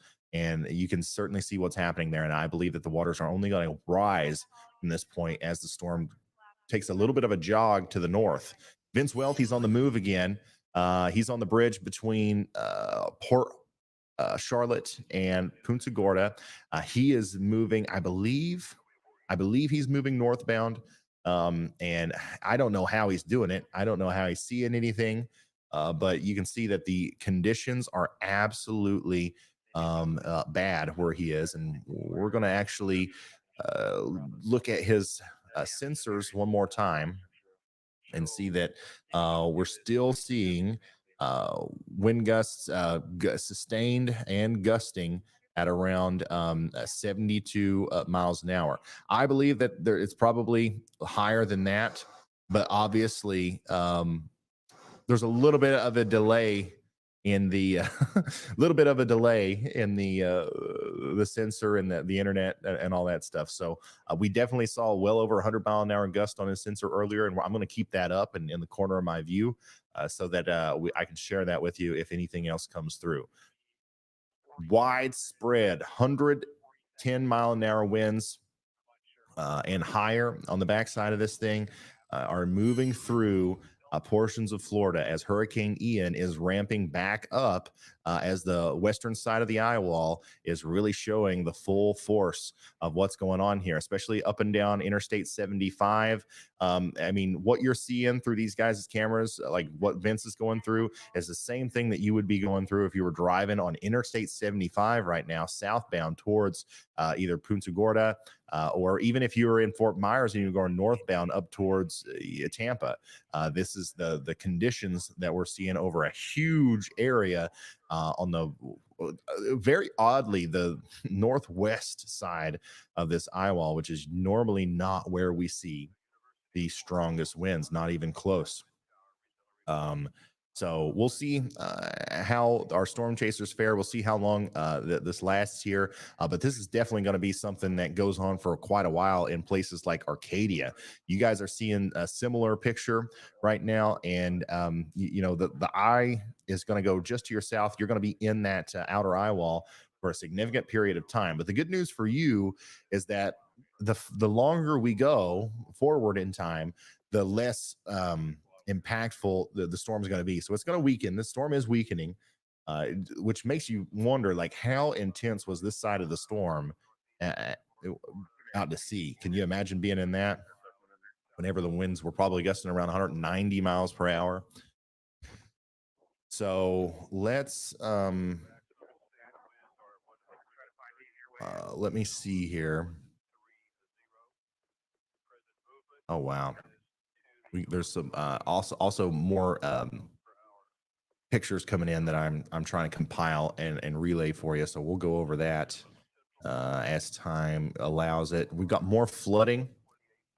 Still flooding in Naples, by the way. This is a more recent look at Naples. We got cars underwater. I don't know if you guys caught that or not, but that was the trunk of a car just kind of up out of the water there. And this is what we're dealing with as far as storm surge goes. It looks like we're going to see, I don't know if we're going to see a similar or a worse picture or anything like that in the Port Charlotte area, but it does look like things are going to get pretty rough up here with the storm surge, as well as we have seen multiple videos of the water coming out of the ocean and onto the street. Widespread flooding going on in all these places. I'm trying my best to show you everything that's going on, but there's a lot of stuff that I could probably kind of glance over until we have more time to kind of focus on it. But man, here's a video from Bill, who's also in the Radar Omega app, who's in this around the same area as the rest of our storm chasers. So this is some of the backside of Hurricane Ian.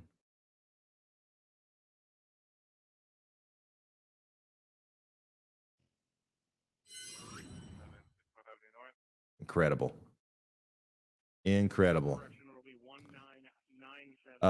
Storm surge is still causing major problems. In the Fort Myers area, the Fort Myers Beach area specifically. Here's another picture from earlier today. This is on Park Road near Edison Bridge in Fort Myers to show the overall scope of the storm surge that we're dealing with there. So that is an update on that. Let's get an update on the radar. What's going on? I mean, is this moving? Which direction is it going? Who's next in line? As you can see, this part of the storm here is what we're seeing an increase of winds with. So the front side honestly wasn't that bad. I mean, it was, don't get me wrong. It was bad, but that's where we saw the majority of the storm surge. That's where we saw a lot of those wind gusts. That's where we saw a lot of damage. But it seems to me, at least on the northern side of this storm, the western extent is where the vast majority of the power is. And this is going to continue to, wreak havoc on this area and then go up to the north. Okay, so if you are in Wauchula, oh man, I know I said that wrong. I'm sorry. But Wauchula, Bowling Green, Avon Park, Sebring, Arcadia, Limestone, Gardner, or any of these places, you're next in line to see the incredible power of Hurricane Ian, which you can see through Vince Welty's camera here. And once again, we're looking at his instruments. He's seeing gusts over 90 to 110 miles per hour, which is just insane. This is way more intense than anything we saw from the front side of the storm, which is quite unusual to say the least. Here's a video from Chris Hall of some of the debris flying around down there in downtown Port Charlotte and the Punta Gorda area. You can see the winds are still ripping. They're still ripping in and around this zone. I don't know if they're in a place that's extremely susceptible to storm surge or not, but they have very smartly positioned themselves next to a big parking garage so that they can get the heck out of there, get the higher ground if need be. Last frame that we got from Brad Arnold looks pretty concerning. Oh, there we go. Okay, we're loading up again. You can tell that he's in the thick of it. Brandon Kopic's got a view here, and really Vince is the only other one where Bryce and Brett both we've completely lost. We don't have service from them anymore, but we will get them back shortly, I'm sure. Let's see here. Yeah, thank you guys for sticking around. And once again, I really think that this is one of those instances where live relaying the this information as it comes out without having to worry about producers or making a graphic for it or anything is incredibly valuable. The people out in front of the storm need to know what the backside of it looks like. So one more time, if we haven't already, everybody that's watching this right now, if we could work together to get this vital information in front of as many people as possible, just hit that like button on YouTube, and that'll tell YouTube to push this out to some people who maybe need to see the information. I'm afraid that there might be somebody out in front of this thing who thinks that it's over, or who thinks that the worst of the storm has gone by, and we need to let them know that there's a sufficient risk in having that mindset right now, because it looks like a lot of the power from this storm is actually on the backside of it. So hit the like button, and then maybe even if you have time, or if you want to, share this on Facebook, Instagram, Twitter, and all the other social media sites. All right, so back to looking at Storm Chasers feeds here. It's getting hairy out there, but it's still everybody's safe. It looks to me like everybody's safe as far as our Storm Chasers go. I think Brad is getting dangerously close to being there where the storm surge is about to come up. So I'm sure that he's about to turn around and get out of there. But everybody else seems to be in a good position. Brandon and Chris have positioned themselves in a good spot. And then Vince is right there at an intersection where he can go either way. So I think that these guys are going to be okay. And I'm just so happy that they are in the position that they're in to allow us to really inspect and understand what the other side of this storm actually is looking like. And once again, Arcadia, this is going to be coming. This is, if you're not seeing these kind of conditions yet, this is probably similar to what you will see here soon. Same thing up there in Fort Ogden and Hull. Get ready for the detrimental impacts of the rear side of this storm. Oops. All right, let's take a look at this video from Brandon Kopic here.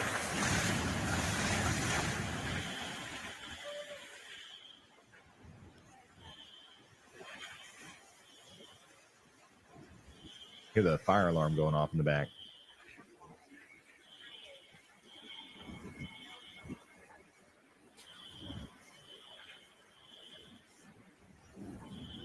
Just look at the debris everywhere. When that rear eye wall first came in, it came in quick, and with probably some of the higher gusts that we've seen from the entire thing. Wow.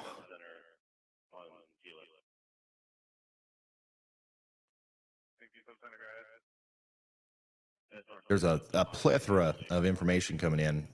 I'm trying to organize it. I'm trying to, condense it for you. Here is some footage from I-75. This is from Venice in Florida, or Venice. And the winds are just insane. You can see that this is also a part of the backside of that storm that we're watching now through a lot of our Storm Chaser feeds. And you can just see, thankfully, there's nobody on that road. Anytime I look at something like this and we see a normally heavily populated, area with no people in it, I know that the weather enterprise as a whole is doing their job correctly.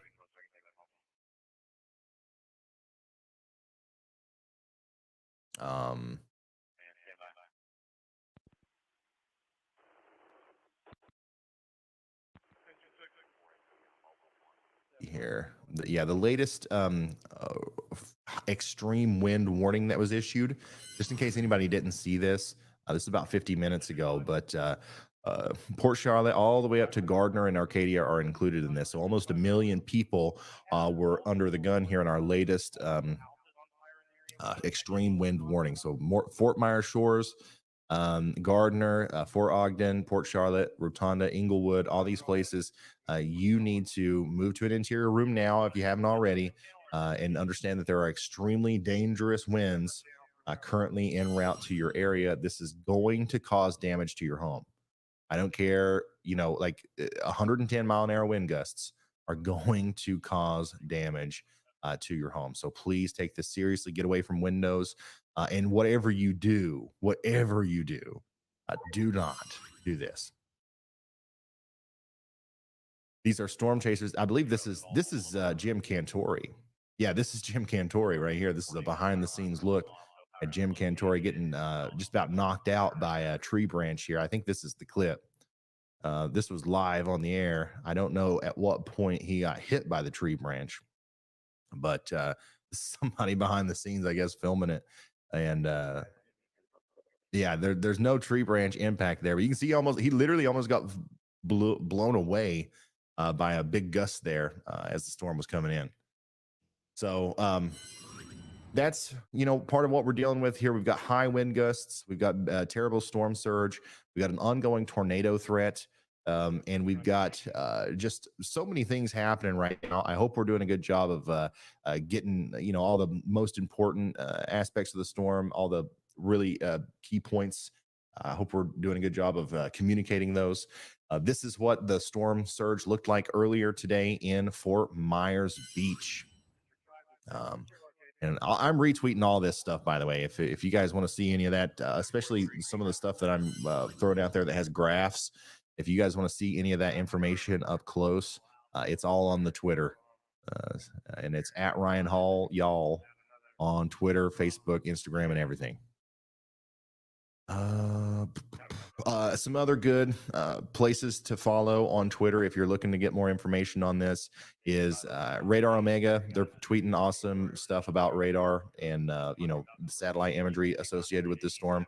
And then, of course, the National Weather Service, right? Your local National Weather Service office and the National Hurricane Center, NHC. Those are two unbelievably good resources for really vital information during a situation like this. It's where I'm getting a lot of the stuff that I'm telling you guys, a lot of it. Let's see here. Oh boy, there's so many pieces of information that it's almost overwhelming at this point. Once again, if you're just now tuning in, this is live coverage of Hurricane Ian, Category 4 Hurricane Ian, who's causing widespread, just really devastating damage across southwestern Florida. We've seen some bad flooding, and now we're starting to see some of the really bad wind damage coming out of this. This is just unbelievable. Some of the shots that we're seeing coming out of this place. This is a 100, 110, maybe 120-mile-an-hour wind gust coming through here, knocking down trees, tearing the roofs off houses, and blowing things over. We've got a fleet of storm chasers out there trying to give us the latest information, but we are starting to get to the point where we're losing connection with them intermittently. But we've got an update from Riley. Go ahead, Riley. Hey, Ryan, speaking of storm chasers, I just spoke with Brad Arnold. He said that he thinks the storm surge is delayed because it all went out. So he's sitting there waiting for it to come back in. But he said visibility is an issue, but he's going to stay there as long as he possibly can. All right. Thank you, Riley. So Brad Arnold's going to sit there and wait for that water to come in, which once again, I hope he stays safe. We want him to do everything he can to remain safe. But that could be a vital piece of information for us to know when the water does start coming in.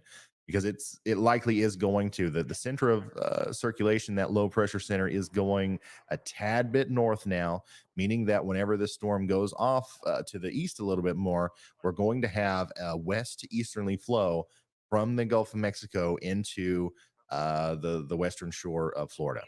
So we're going to watch that as it continues to unfold. And thank you, Riley, for the update. By the way, Riley's one of the people that helps me communicate with the storm chasers without necessarily talking to them directly, so that if there is something that's like really panic inducing that happens, we don't have to have that conversation right live on the air, because we don't want to have 70,000 people just start freaking out. That's really useful during tornado situations when we cover tornado chasing.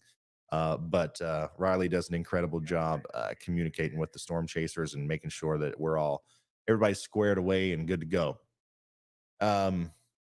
So, man, it looks to me like that storm surge is getting pretty close to where Brad Arnold is. As he said, visibility is an issue, but you can clearly see that we're starting to see some of the overspray come up and hit the headlights of his vehicle there. So we'll continue to watch this as things continue to go south. Conditions continue to deteriorate in the eye wall of Hurricane Ian. Similar conditions to what we saw just a few moments ago from Vince's stream and Brandon's stream are being felt in Arcadia right now. Hopefully everybody is sheltering in place. If you decided to stay back, if you didn't evacuate, hopefully you are just hunkering down. This isn't going to last forever, but it is going to last a while. Even if you only get, and this is crazy to say, but let's say you only ever get 100-mile-an-hour winds. If that goes on for an hour, the amount of damage that happens from that versus even just a couple seconds of 150-mile-an-hour winds is quite insane to think about. So, just think about it. The longer the storm lasts, the less we're worried about maybe the overall sustained winds and just the fact that we're going to have such strong winds for such a long period of time. Here's a look just a couple minutes ago at downtown Fort Myers. So this is not Fort Myers Beach, y'all. Now we're talking about the water coming into downtown Fort Myers, according to KJ here, who seems to be a resident of the area. So the storm surge is a growing problem, it seems, as the angle of the storm changes and as it progresses. It's going to bring in a lot of water into some of these areas that's, first of all, already seen it. And a lot of places that haven't seen it yet are getting ready to, as the angle of approach from those rear winds are going to throw the Gulf of Mexico pretty much onto land in some of these areas. A little bit more explanation on that. When we saw the storm come in, we saw a lot of the water from the Gulf come towards Bonita Springs and Cape Coral in this area, leading to the devastating storm surge that we saw there. Now that we're seeing the storm kind of exit like this, we're going to see the winds drive the waters into places like Port Charlotte and all of these places right in here. Specifically, Burnt Shore Marina, Punta Gorda, South Punta Gorda, Charlotte Beach, and Port Charlotte. These places, along with Pineland, Pine Island Center, and of course, continuing for Fort Myers Beach in St. James City, the storm surge situation is only going to get worse and worse.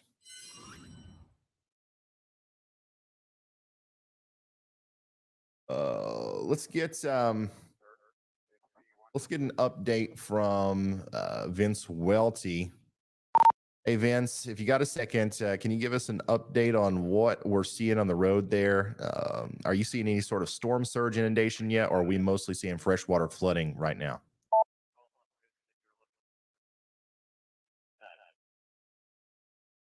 I don't know. So I was just sitting by next to Brad, and we were getting 60 to 90 mile per hour wind. I just went through some ponding, but it's really hard to tell what's what because it's a little bit disorienting here because you can really only see about 5 feet in front of you. So I'm not sure. But the back half of this hurricane is a lot worse than the front. So that's for sure. Use caution. This is getting pretty dangerous here. May have to head south. There's significantly higher terrain. Oh, here comes big wind gust. Significantly higher terrain here to the south that we measured. So I may end up going that way. I can't really go in a parking garage. I'm too tall, but I'm going to go over here and park next to it, get a little bit of relief for this and try to figure things out. All right. There's a live update from storm chaser Vince Welty, who's right in the middle of some really intense, Hurricane Ian west side eye wall action right now. And there's debris all over the road.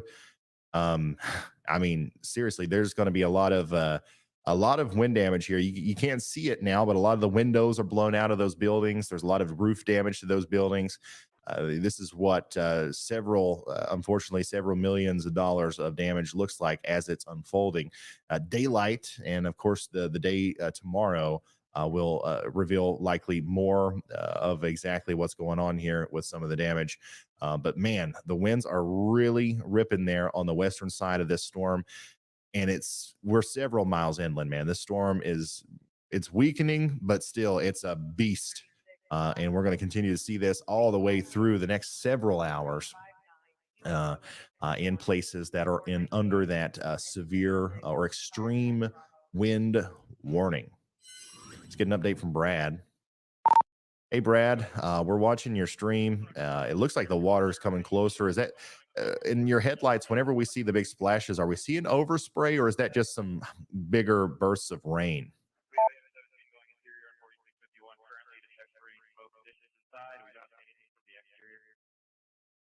Yeah, the backside of this eye wall is insane with Hurricane Ian. I think it's kind of a mix. The waves are definitely getting closer to coming over, but it's really, really tough to tell because visibility is so low right now, Ryan.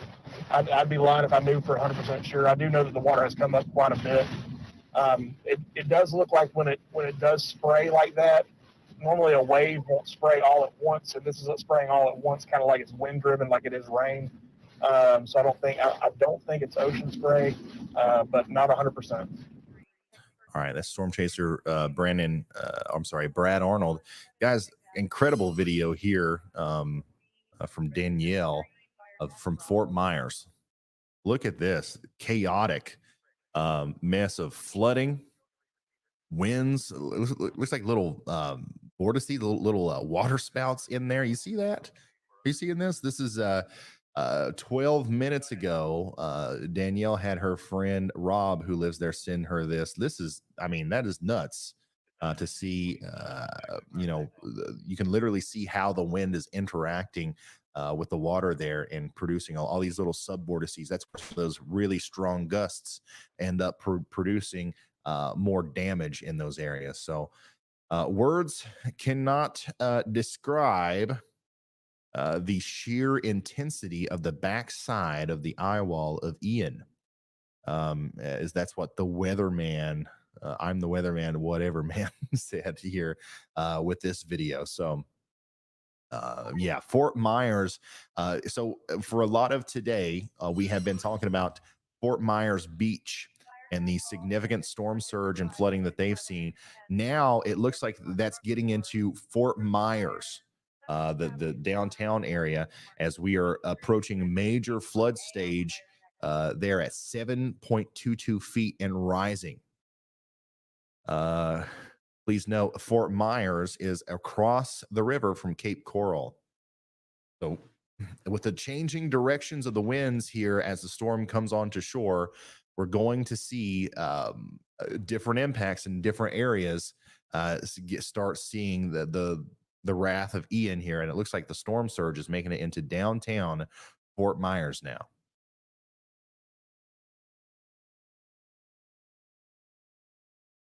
Let's see here. These guys. It looks like Brad is. Hey, Ryan, I was able to get a better view of it. The waves are coming up. Storm surge is getting higher, but the spray that you saw was not from the ocean. I believe that was just from the rain that was building up on the guardrail right there. Okay. Thanks for the clarification, Brad. Looks like they are getting out of there, and we're going to head to a different area. And it looks like, so Vince is now in a stationary spot. It looks like things, obviously it's still a hurricane. Obviously the winds are still insane, and there's still a lot of damage occurring. But it looks like things might be trying to ever so slightly calm down, and we can only hope that that trend continues, because, man, I'm telling you, the damage that's going to be uncovered whenever the rain and the wind stops here is already going to be very widespread, and too much more of this is just going to be it's going to be bad. So this is a live look at Hurricane Ian with our team of storm chasers and our endless amount of data that we're able to access thanks to the National Weather Service and thanks to Radar Omega, which is the app that we're using to show you this storm through radar and through 3D imagery like this, where we can literally look at Hurricane Ian from every angle and dissect it and show you what's going on with it. Watch how this thing had one of the largest and well-defined eye walls you'll ever see, and then as soon as it hit land, it started to fall apart. That's what happens with storms like this. There's nothing uncommon about that. But what is kind of uncommon is how still well-formed it is. Like, this thing is still a major hurricane, and we are several miles inland now. So, some of these really strong winds are still going to be with us as the storm approaches Orlando. And look, the latest update still shows this is a Category 4, 130-mile-an-hour hurricane. By the time this gets to areas north of Sebring, right here in the middle of Florida, this is still going to be a Category 1 hurricane with gusts at 105 miles an hour, guys. Listen there. If we're in Bowling Green, Hillcrest Heights, Frostproof, Winter Haven, Davenport, St. Cloud, any of these places, it's very likely that even you will see hurricane force wind gusts as this thing comes closer and closer to you. I don't know when we're going to see significant weakening. We are seeing significant weakening, but I don't know when exactly this is going to drop below hurricane status, but it'll probably happen somewhere right around Orlando. So everybody in Central Florida needs to hunker down and prepare for some insane winds tonight. As some of the storm chasers have stated, words cannot describe the sheer intensity of the backside eye wall of Ian. Of course, we're going to keep you updated on the storm surge as well. Here's a video from Zach Hall, one of the storm chasers that's actually out there with Brad Arnold. At some of the really intense winds. I mean, man, it's unbelievable how much more intense this side of the storm is than the front side was. This, once again, this is Hurricane Ian right here. We'll see. Back over here. We are now at 1.5 million people in Florida without power. 1.5 million people in Florida without power now. That number is only going to continue to rise. I wouldn't be surprised to see that go over 2 million here before too long, as this storm, the wind field kind of expands a little bit out farther into the rest of Florida. Yeah.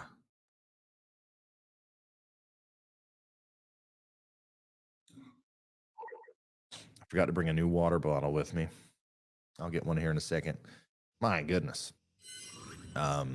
This is terrifying. Hurricane Ian's extreme winds are just relentless at Northport. So this is a view from Northport on the I-75 live cam. My God. That just goes to show you how wide the wind field actually is. And let me show you something here and to explain what we're looking at a little bit better. Note those extreme winds. This was just 10 minutes ago. in Northport. Okay. This is where Northport is. All right. Our storm chasers are down here. So everywhere inside of this whole thing here is seeing the incredibly strong wind gusts like we're seeing through our storm chasers cameras. That's scary, honestly. That's a bad situation that's unfolding here. Everyone under the red pretty much is experiencing category 2 or 3 hurricane conditions.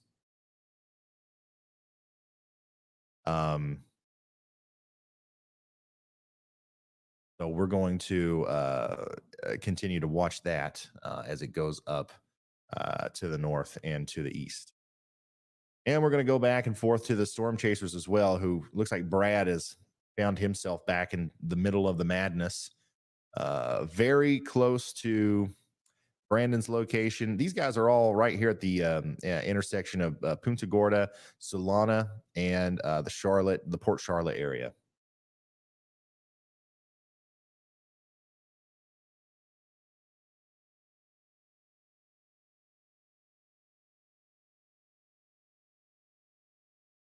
Sorry, I haven't been able to look at chat a whole lot. Been trying to keep up with all the latest information. We are now at 8.54 feet of water inundation at Fort Myers, which is once again approaching or going above the flood stage, the major flood stage there. And the lights are green. So let's get an update from meteorologist Andy Hill. Go ahead. Hi, Ryan. Yeah, I wanted to update our previous maximum wind gust that we observed today was 135 miles per hour from a weather stim station in Cape Coral, which is on the southeastern side of the eye, now to the south of the eye. And we did get another wind gust report there from about 20 minutes ago of 140 miles per hour. Oh, wow. Okay. All right. Thanks for the update. And just chime back in anytime that we've got anything new like that coming through. So it looks like we've got a confirmed, multiple confirmed reports now of above 125 mile an hour winds, 130, 135, and 140. I am interested to see where exactly the highest wind gust was reported. It's almost always going to be whoever gets hit by the north, like eastern side of the eye wall as it first comes onto the shore. In this situation, it might actually not be that, but it very well could be as well. So that's something that's interesting to me. We're going to keep an eye on that. And we are also going to continue to share some of these pictures from Fort Myers, and that we're no longer talking about Fort Myers Beach. This is also downtown Fort Myers, experiencing the devastating flooding that comes along with a major category 4 hurricane like Ian. Hundreds, if not thousands of homes are destroyed. Once again, it'll take a very long time for the locals to clean up out here after a storm like this. And we haven't even seen the start of it. We haven't even seen the half of it. I'm afraid it'll be before whenever people start getting power back.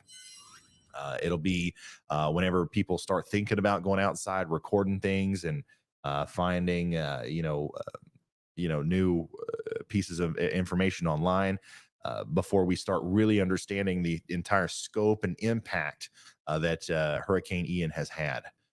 So that's what we are looking at. Looks like there's that 140 mile an hour wind gust report that came in, and I'm looking through Twitter. I know a lot of you guys are doing amazing work, tagging me and stuff, sending me stuff, and I'm trying to filter through that. Obviously, I'm not always going to see all of it. Here's a video from one of our friends of the channel. We've actually had Nicholas Isabella as a storm chaser on this channel before, like a year ago in a winter storm. He's from New York City, so he must have went from New York City all the way down there into Florida to chase Hurricane Ian.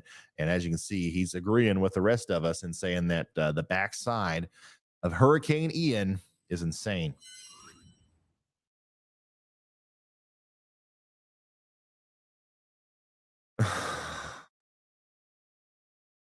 You guys are funny.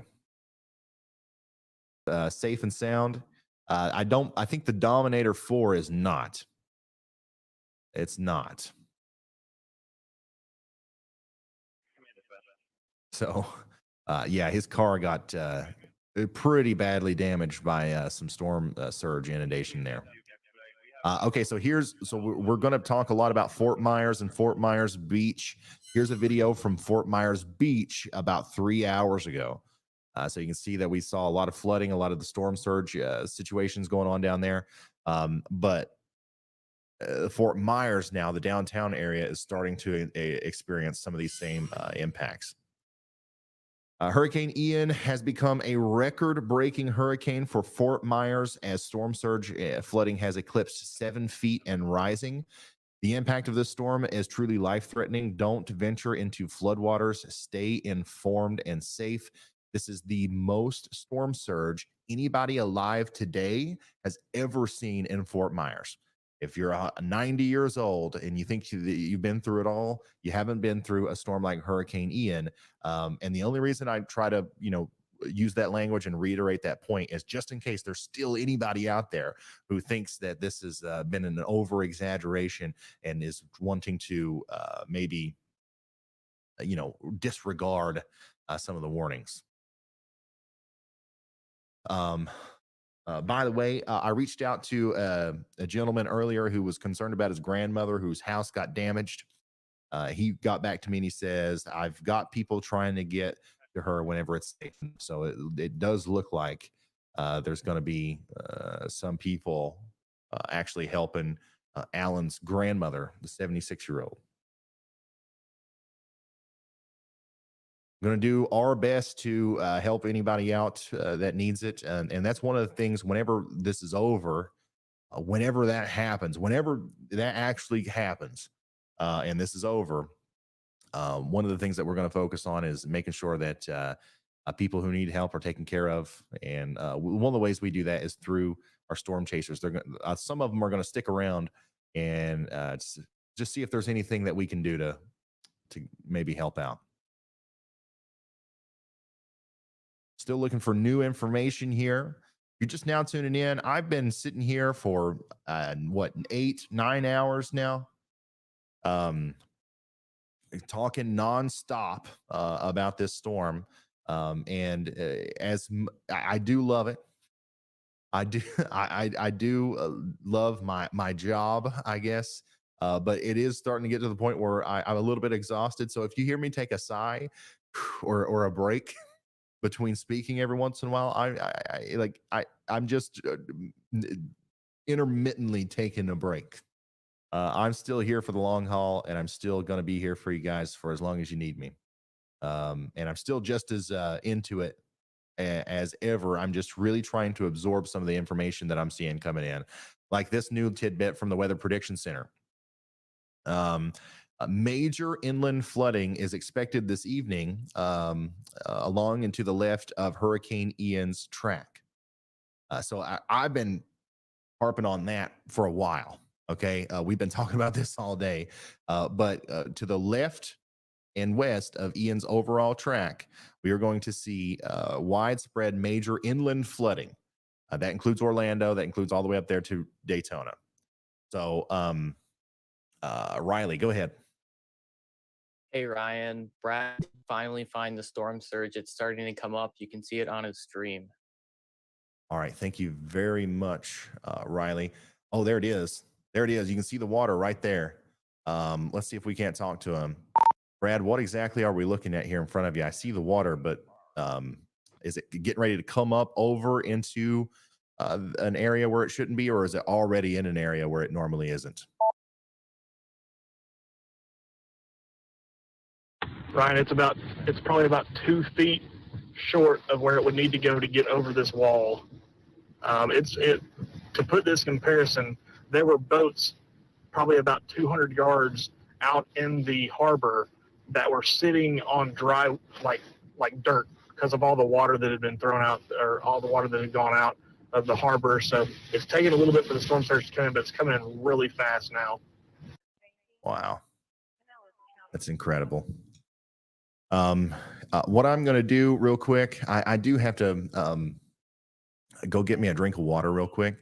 Andy's also taking a break. Literally, this is going to take 1 minute. This is going to take 1 minute, 60 seconds max. I'm going to throw you on the multi-view here. Also, I'm not sure how much longer I'll be able to stay at this location. We've got a lot of freshwater flooding in the streets and things like that. I don't know if you can tell, but there's a boat that has lost its anchor that is floating towards us. Oh man, let me pull that up, fool. Look at that. A boat that has lost its anchor is floating directly towards Brad, Storm Chaser Brad, as the storm surge is coming in quick. Holy smokes. Once again, he's in a very dangerous situation. As much as we would probably want him to keep on this shot so we can see what happens with the boat, he should probably turn around and get the heck out of Dodge. Which is more than likely what he's going to do here very shortly. Guys, give me just a couple seconds. I'm going to give this camera a break, and I'm going to go get myself a water. BRB.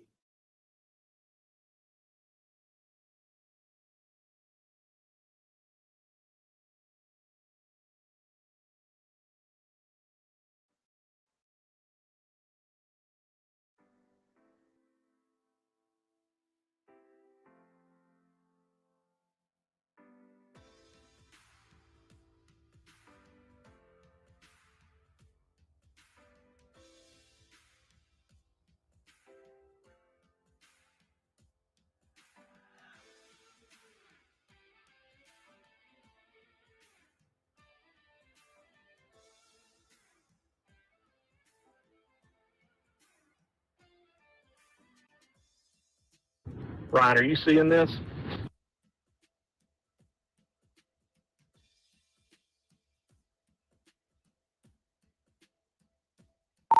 Yes, sir. We're watching.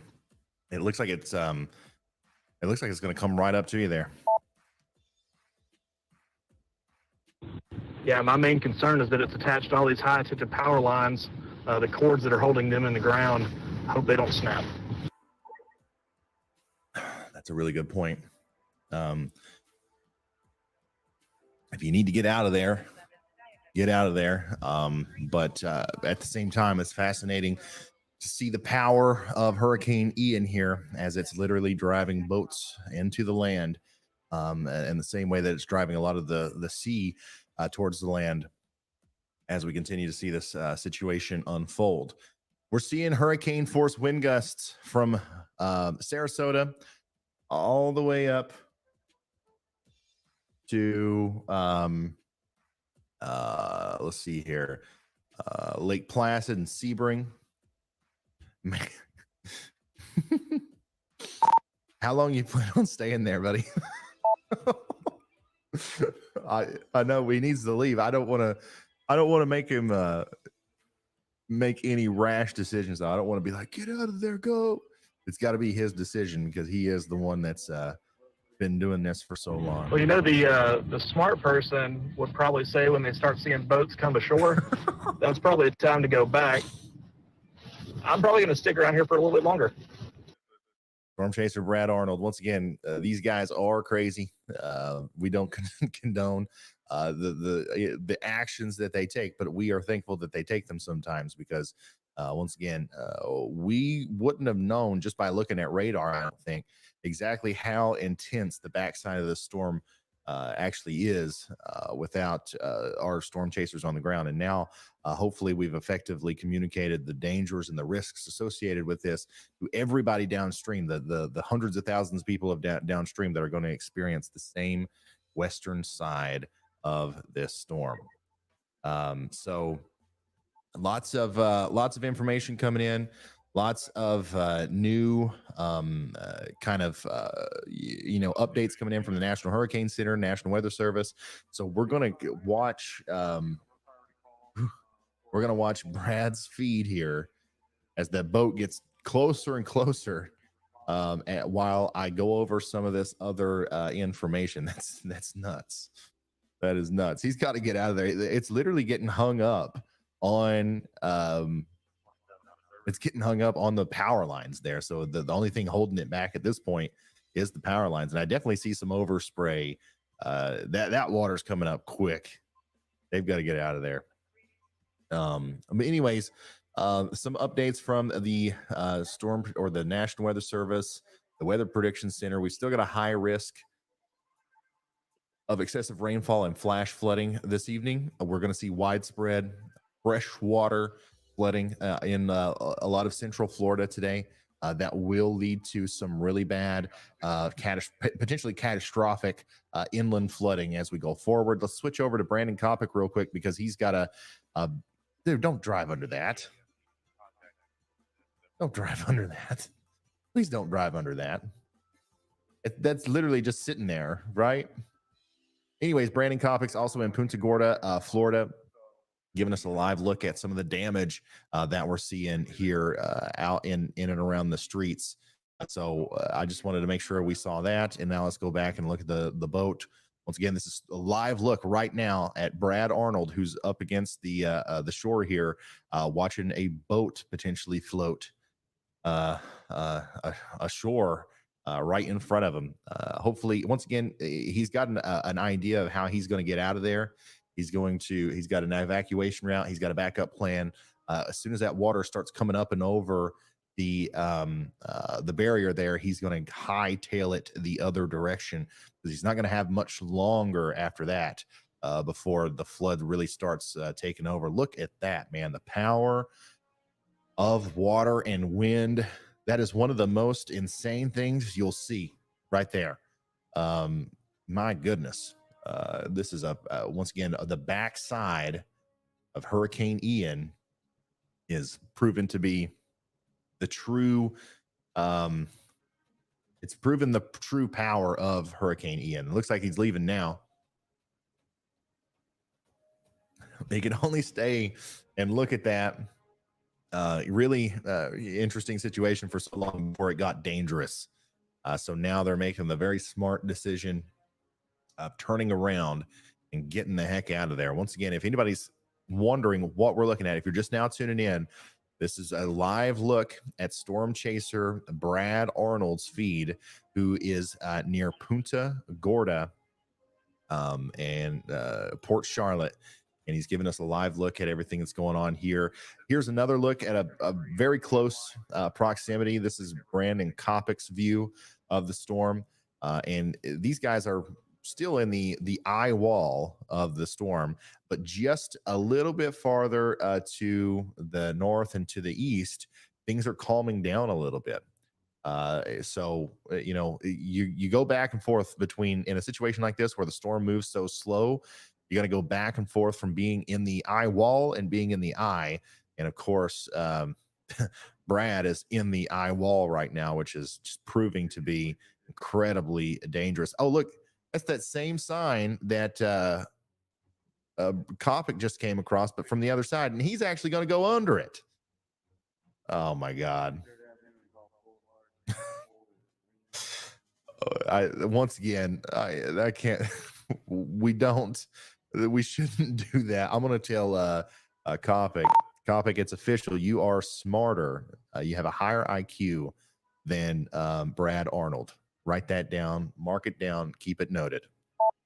But once again, these guys are out here documenting some of the bad situation that's unfolding from Hurricane Ian. And sometimes we can have fun with it, but what they're doing overall is important.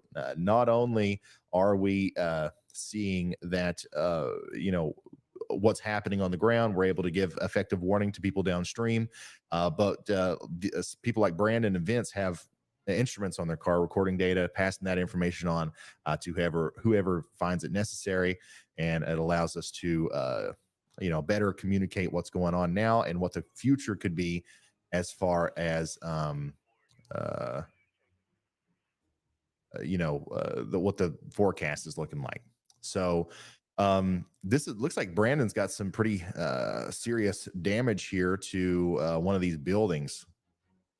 And then there's a lot of damage in front of Brad Arnold here who is continuing to try to find his way out of here. One of the reasons, more than likely, that Brad Arnold is driving through some of these pretty nasty conditions and probably some situations that you normally wouldn't want to is because he actually does have to get out of here. It's not safe for him to be in this position that he's in, so he has to get to higher ground. And sometimes if you're in the middle of a hurricane, sometimes you have to drive under a sign that's fallen down in order to make that happen. So let's see here. I'm going to continue to keep these guys' feeds up so you can see what's going on here. But I've got to go back to kind of also interpreting some of the new information from the National Weather Service and relaying that to you, and then also looking at the radar some more.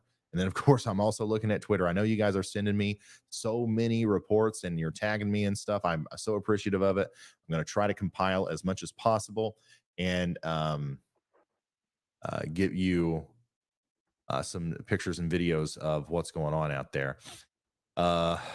Still, I want to reiterate one more time. I know that I've repeated this a lot, but I want to make sure everybody understands this. Major inland flooding is expected this evening along and to the left of the track of Hurricane Ian's overall track. That includes Tampa. That includes Orlando. That includes Lakeland. That includes Barrow, Rockledge, Titusville. All these places are in the path of a rain band that's going to lead to catastrophic flooding. Go ahead, Riley. I did not change the light colors. I don't know what's going on. My interface just bugged too. Oh, okay. I saw the lights go purple. I think that's the first time that's ever happened. We had an accidental light change somehow. But usually when the lights turn purple, that means we got to talk to Riley, who has some sort of update for us from the Chasers or something like that. If you're just now tuning in, that's another thing to keep an eye on is the lights behind me. When they're blue, it's cool, right? When they're green, that means we got to talk to Andy, meteorologist Andy, who's got an update for us. When they're orange, we have some sort of breaking news, and when it turns purple, we have some sort of other update. Very unique system that we've come up with here over the year of trying to do this whole live broadcasting thing on YouTube. Anyways, what was I talking about? Oh yeah, major rainfall is falling in our Arcadia, Fort Meade, all these places. It's going to continue to fall at an incredible rate as it carves a path up through Florida. That really bad flooding is going to take place. And it's not even just associated with the ocean flooding.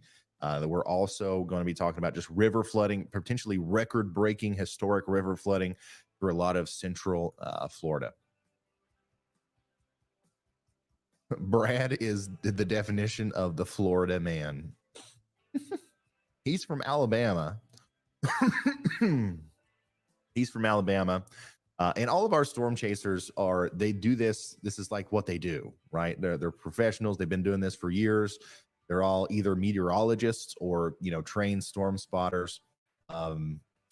We would never just give a camera to some person's body and be like, hey, go do this. This is what every single person that you've seen today working with us, Chris, Vince, Brett, Bryce, Brandon, Brad. We got a lot of B names on the team today. But anyways, all of these people are, they would be out here whether I was live or not. They would be out there storm chasing whether I was here to showcase their live stream or not. And that's how I actually found them. And that's how we ended up working together. I was like, hey, you're going to be out there anyways. Let's work together to try to better communicate some warnings for people. So yeah. Trying to find, wow, here's a video from Inglewood, Florida, a couple hours ago. And you can see the winds are incredibly intense there. Just like we've seen pretty much through a lot of these live feeds that we've been looking at through our storm chasers.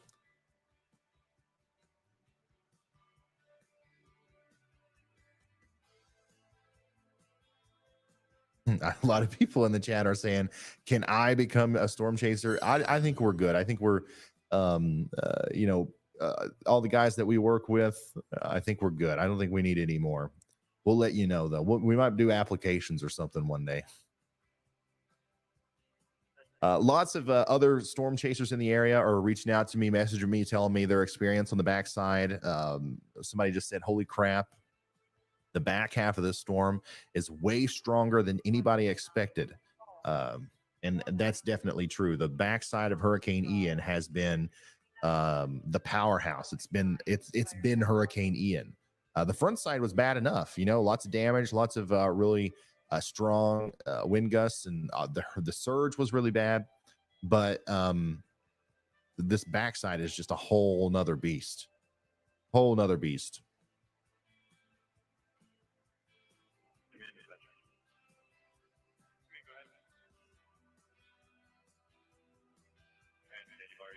Also got a note from meteorologist Andy Hill, who said the western and southern edge of the eye wall of Hurricane Ian is seemingly much stronger due to the effects of the heavy rainfall shield to the west and northwest of the core. Precipitation loads onto the downdrafts and accelerates them as they rotate counterclockwise. So one of the reasons why the backside of Ian has been so much more intense is because a lot of the weight, I guess, of the precipitation is helping to bring down those upper level and mid-level winds closer to the surface. So you can see it's backloaded. All the precipitation really is on the backside of the storm, and that's helping. You know, the winds are pretty much equally strong all around the center of the storm, above the surface, but the rain, the precipitation on the western side is helping to mix down that those impacts closer to the ground, and that's why we're seeing such crazy kind of you know footage. And I completely lost my train of thought there. That's why the backside seems so much worse. 7 p.m. update from the National Hurricane Center. Ian is battering the Florida Peninsula with catastrophic storm surge, winds, and flooding. A NOAA National Ocean Service station near Fort Myers recently reported a water level greater than 7 feet. And a University of Florida Coastal Monitoring Program wind tower recently reported sustained winds of 64 miles an hour and a gust of 104 mile an hour. And that's pretty far displaced from the actual center of the circulation as well. And a private weather station near Port Charlotte reported a sustained wind of 115 miles an hour and a gust over 142. So now that's our new record wind gust for the day so far. Will not be surprised to hear about more of that as time goes on. Here's a time lapse. We've seen a lot of these today, but this one's of Fort Myers, not Fort Myers Beach. This is downtown Fort Myers as the storm surge came in to the streets. Now, significant flooding is still ongoing in Fort Myers, okay? But this is what it looked like as it was first coming in. Look at how quickly the roads are filling up with water. It starts with the roads, and then it gets into people's yards. It gets into those alleyways, and then eventually the whole area is a lake. And that's what we're dealing with right now in Fort Myers. Oops, lost it. We'll try to find that again and complete that for you. But here's a really unfortunate photo from, let's see here. I don't know exactly. Oh, Naples. This is from Naples Fire Department. Chest deep in water as they perform search and rescue in this terrible flood situation. Man, I really want to finish that time lapse. I don't know where it is. I don't know where it went. There it is. Where were we? About halfway through. Yeah, you can see how quickly the water came in, and it's continuing to come in even as I speak. Eventually, though, when the winds change, we'll see that start to go down. But unfortunately, the damage has been done to a lot of the buildings and residential areas in the Fort Myers vicinity. So when it goes down, we'll just be left with some of the residual effects of the flood that happened here, thanks to Hurricane Ian. Has the storm weakened since making landfall? Yes, it has actually weakened significantly, which is why it's so surprising and kind of crazy that the backside of the storm was that intense. So usually the backside of the storm, whenever you go through the front side and then the backside comes through, usually that is not as impactful. It's not as intense as the front side. So it's pretty crazy that this backside has been so impactful. Looks like we got another report of a tornado too. We've had a lot of tornadoes. Well, not a lot, but at least two that I've seen with my own eyes today that have touched down in Florida. With it seems to me like no tornado warnings. So this is one of those things that happens in a severe weather situation where you've got everybody's eyes are on the hurricane, right? Everybody, rightfully so. The storm surge. We've got thousands of lives in direct danger down here. But it looks like some of these storms out in the outer bands, this one specifically east of Deer Park, it looks like these are producing tornadoes. We saw one earlier near St. Cloud, a tornado on the ground with what I believe was a storm that had no warning associated with it. This one is, I believe, that same storm, and it was earlier today at 3:32 p.m. So the reason I'm even emphasizing the no warning thing is because we've got a big tornado watch out today, and I want everybody up there to, even though we're all paying attention, we're all like obviously really focused on the eye wall of the hurricane and the impacts that are going on with the hurricane. I want us to also watch these storms very carefully because they are dropping tornadoes today. We've seen them. And these are going to move in this direction towards Orlando, Deltona, and Palm Coast as we go into the overnight periods tonight. Thankfully, I don't think the tornado risk looks as intense as it was last night, but it's obviously there. And we've seen a couple tornadoes already today. Mike says the backside of Hurricane Ian is slamming into Punta Gorda. It just shredded the roof off of this Shell station.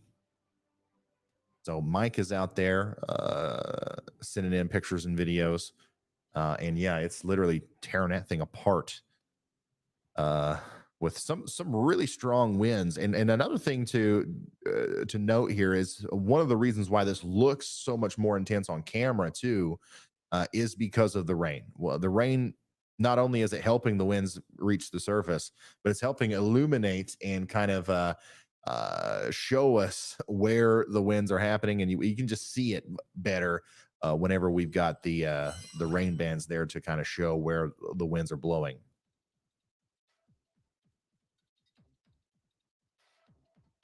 Well, yeah. Let's see.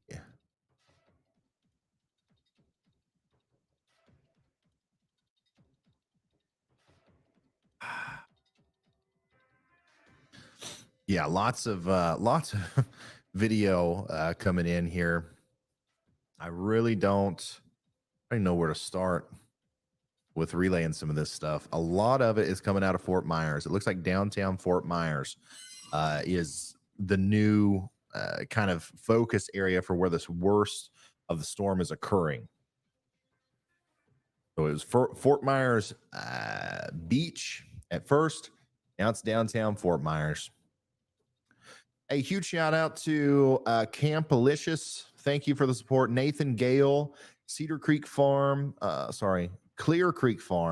Nikki Helmert, Beantown says, thank you for this awesome storm coverage. It's helping us ride out the storm in Manatee County.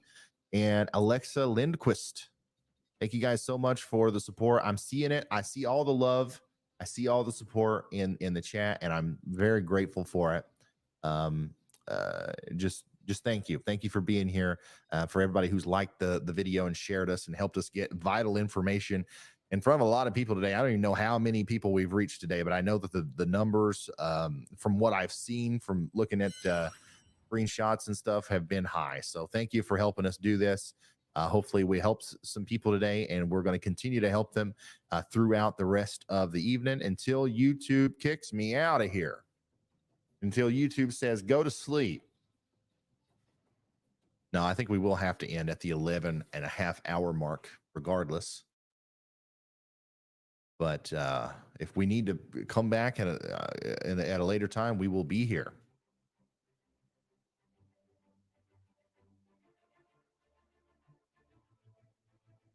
Yeah, we did 8 hours yesterday, went to sleep, woke up, came back here, and now we've been going for 9 hours or so today.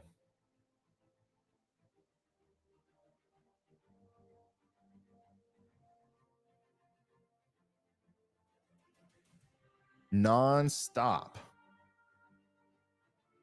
weather coverage. That's what we do whenever we can. If you've enjoyed what we've been able to do today, if you found it useful, if you think that this might be useful in the future, consider subscribing to the channel. It's free. And once again, this is something that we are doing for everything: blizzards, hurricanes, tornado outbreaks, anything like that I can use my experience, meteorologist Andy Hill's knowledge, and all of our storm chasers combined efforts to help people understand the severity of a situation and better communicate a warning to people. We're here for it. We're not here on the sunny days every day, but when it's needed, we are here.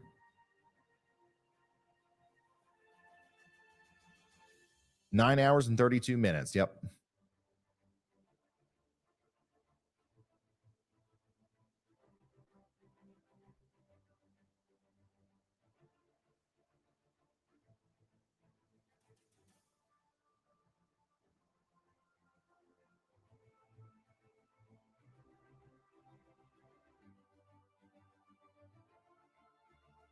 Dang. Some of the videos of the extreme wind coming out of Port Charlotte, just nuts. Just nuts.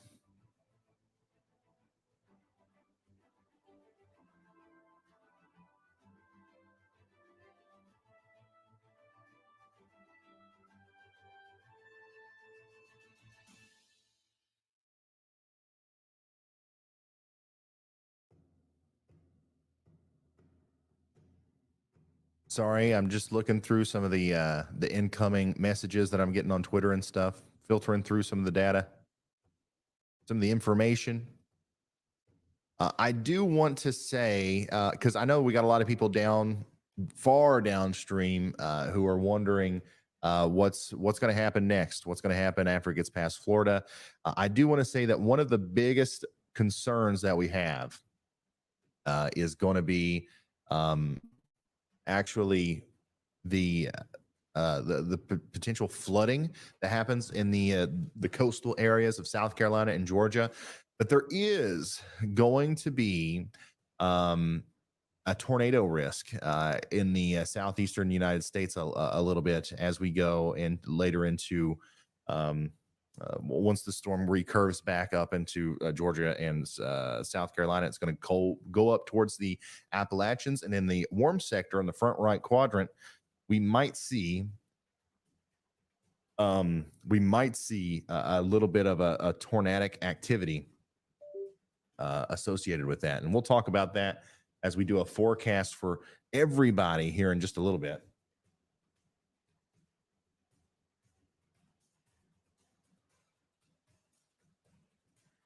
I want to try to give these feeds a little bit of a refresh here. It looks like we were a little bit paused up there with everybody, but I think we're going to get everybody back here. All right, guys, we just lost. I think we just totally lost Verizon here. Okay, maybe. So, internet, the stream's going to go to pot. I'm just going to tootle around here. Conditions are improving though, but we may be at the end of our rope here for the stream. Stuff like That's probably what happened. It looks like all of our storm chasers have lost their connection. Except Brad Arnold. We got Brad Arnold back somehow. Or actually, we got Vince Welty somehow.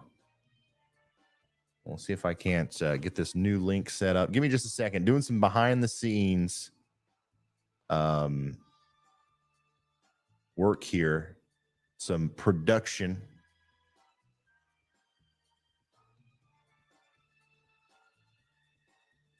I do have a lot of help. For the most part, your boy is a one-man band here. All right, we're starting to get some of them back. Obviously, big-time power outages all throughout Florida. And we're going to continue to see that problem as we go forward. But even if we have no storm chasers, which I don't think that's going to be the case, I think we'll get them back here shortly. But even if we have no storm chasers, we will be able to continue to monitor satellite and all of our other tools through the Radar Omega app. All right. And Riley, if you can hear me, if you can switch Vince and Brad in the position order, that'd be great. 10-4.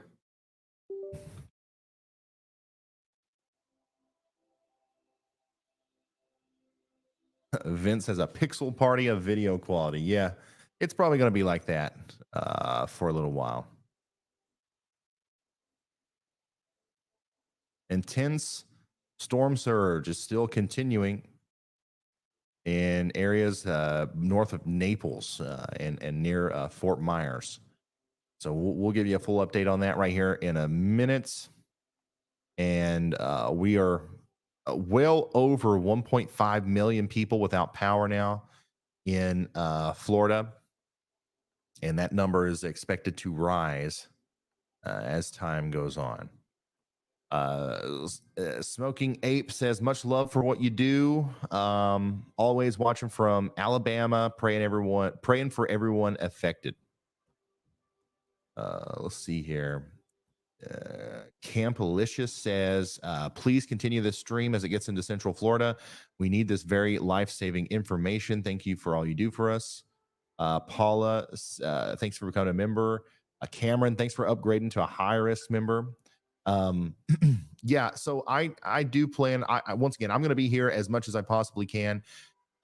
Once we get to the 11.5-hour mark, I will have to end this stream. And what I'll probably do is take a little bit of a break. I mean, I woke up at 5 a.m. this morning. It's currently 7 p.m. We're gonna go till 9 p.m., 9:30 or something. Take a little bit of a break, and then come back for another burst of coverage if needed. All right. So, it's one of those things where we have to take a little bouts of intermissions in between what we do, and we try really hard to get it right and make sure that we're live during the most intense portions, but sometimes we do have to take a little break here and there. But I appreciate you guys putting your trust in me and your faith in me and wanting me to be there, and I take this responsibility very seriously, and I'm going to do everything that I can to be there for you. Here's another crazy video from that tornado earlier. At 3:34 p.m., the tornado was approaching Gabriel's car, but he decided it would cross the road far away from me, and thankfully it did. This is that potentially unwarned tornado earlier today.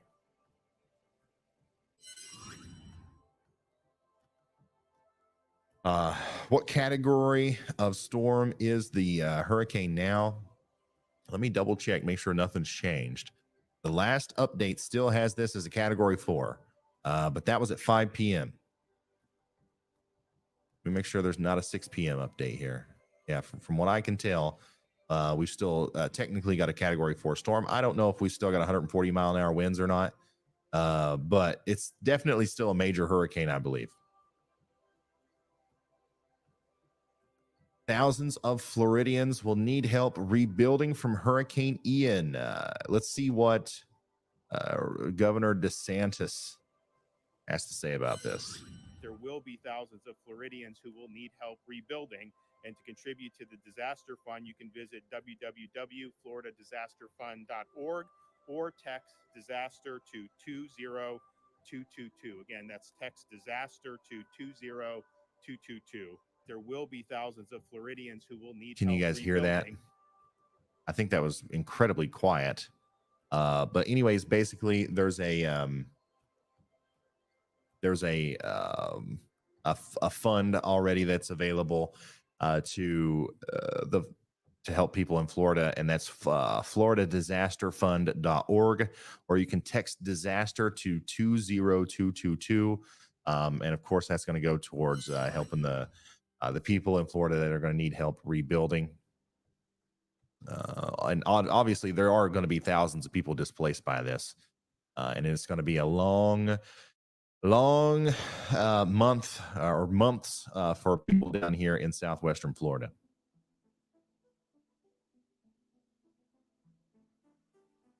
Coyote, thank you so much for the support. He says, I not only want to shout out all of the awesome coverage y'all are doing, but also the families behind you guys that support it. That's nice. That's my wife and everybody else's family around them that helps with this operation are definitely very supportive, especially in the beginning when we were all doing this and nowhere near 100,000 people were watching. I started this channel almost a year and a half, 2 years ago. And, sometimes we would only have, 50 people watching during severe weather coverage. And we would still even then go 11, 12, 13 hours nonstop. And my wife has been supportive the whole time. So that is a great shout out. Definitely want to emphasize that. Look at this. From Naples. The Focus said, my dad just sent me this video from Naples, Florida during Hurricane Ian.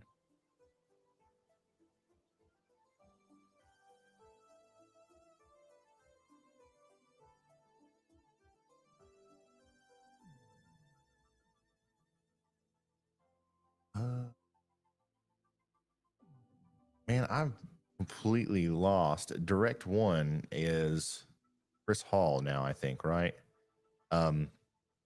Riley, I think we've lost everybody except for we're intermittently still getting Chris Hall. So if we can switch Vince and Chris in the order, I think that'll be the last one that we have to do.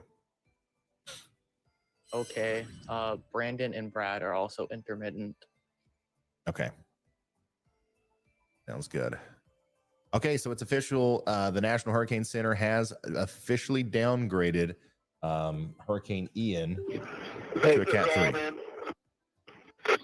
Hey, Ryan, just so you know, for the most part, cell data's down around here. Obviously, I can't send my Starlink due to the winds right now and the precip, but I am trying to keep my feet up as much as possible up here. We're at the top of a parking garage. All right.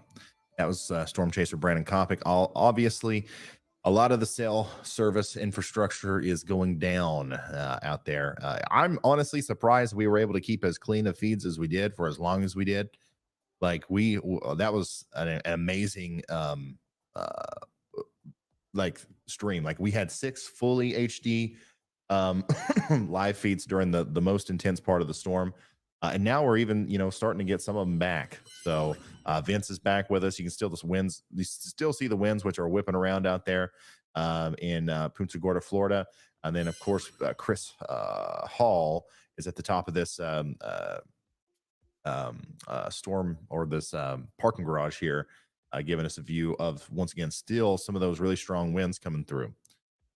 Here is a look at the utility trucks staged up in the villages of Sumter County, Florida, in preparation for Major Hurricane Ian. Now that is a sight to see. There obviously are millions of people without power, and some of those power outages might be extended. But thanks to these people and the incredible work and the long days ahead of them, that power outage won't last as long as it otherwise would. Is there another tropical storm coming after Ian? No, not well. Obviously, yes. Like there will always be another tropical storm, but there's not another imminent one that we're watching as closely as we have been watching Ian.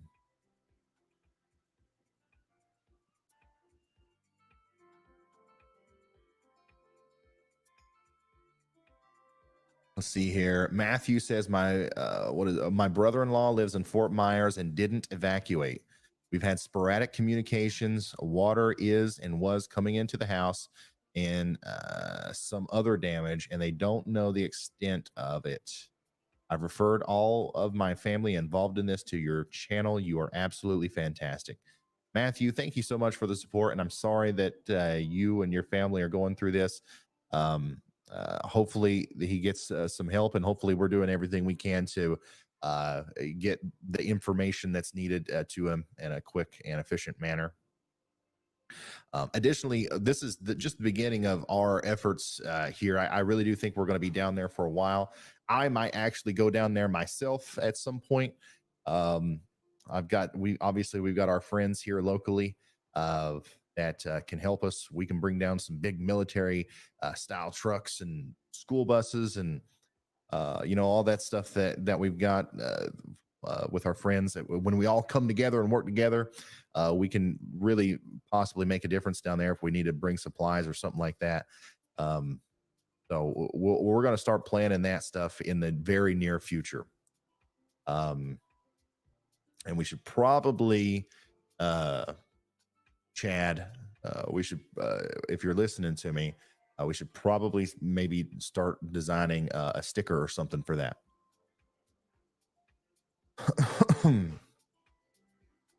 Laura says, watching from Ireland. I know I'm not being affected, but I want to show my support. Great coverage. Thank you so much, Laura.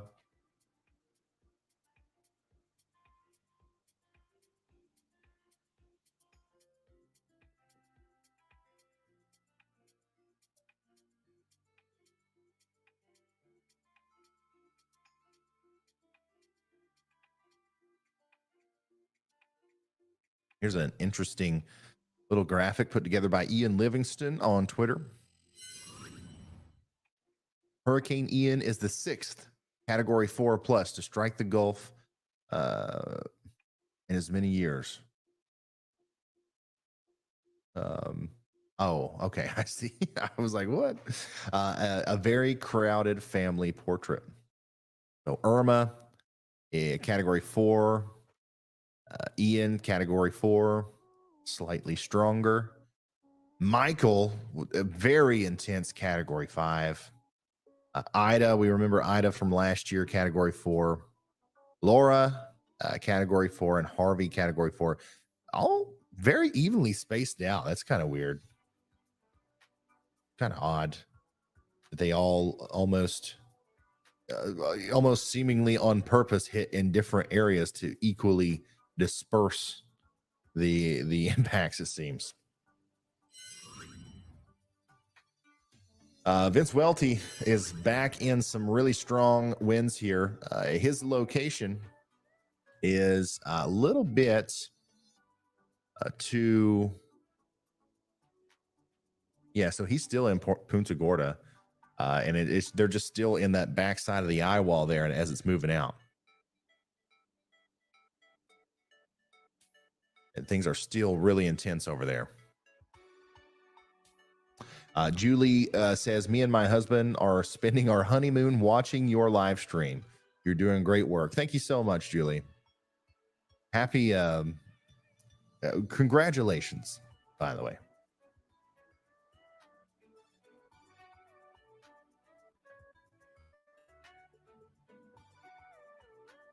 Is there music playing in the background? Oops. I did not mean for that to happen. Sorry. I think I turned that on during the break and just forgot to turn it off.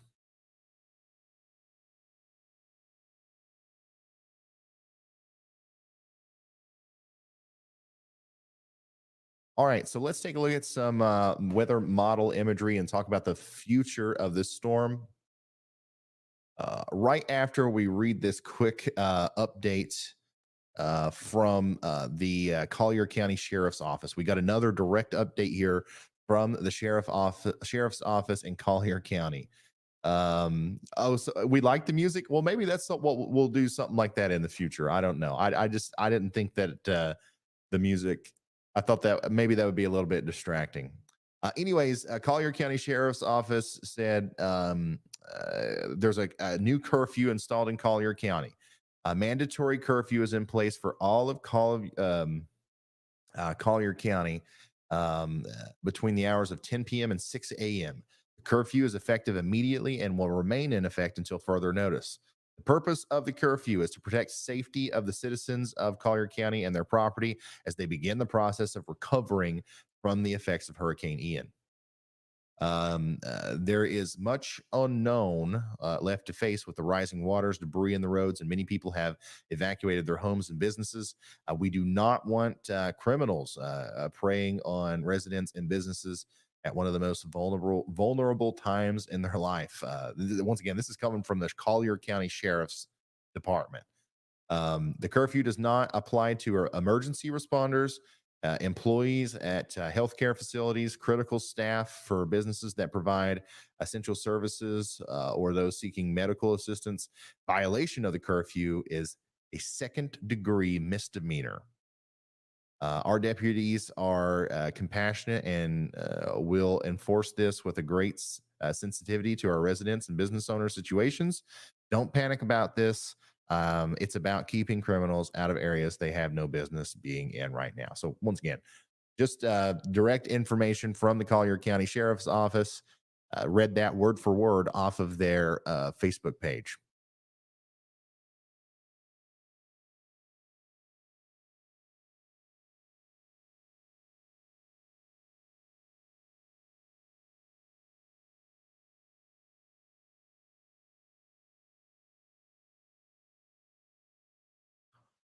Oh boy, service is getting more and more scarce out here, it seems. Chris Hall just texted me and said that it's looking like the stream from a lot of the chasers is probably going to be over at this point, as there's just hardly any cell service. Looks like Vince is still getting it out there. So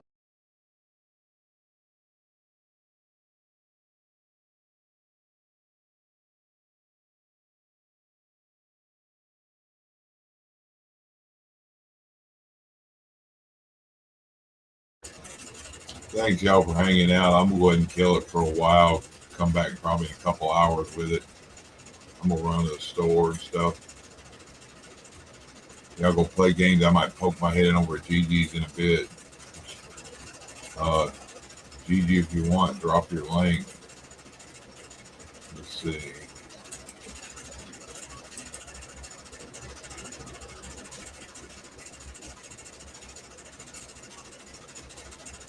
Yeah, go ahead and drop your link and get everybody come over there. And I may be over there in a bit when I get back to the store.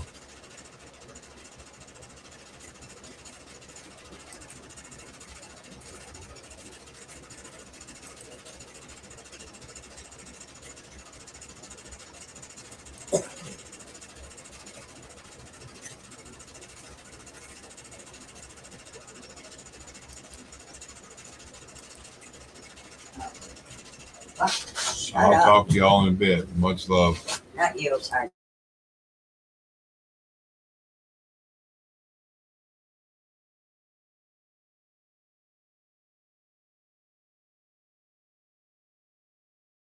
Okay, go ahead and drop it. Well, some are still in here.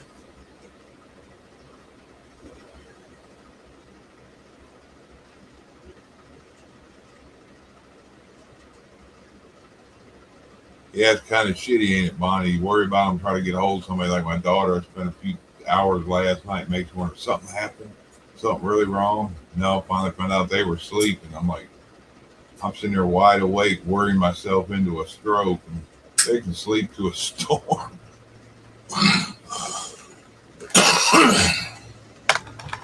That's a worry wart.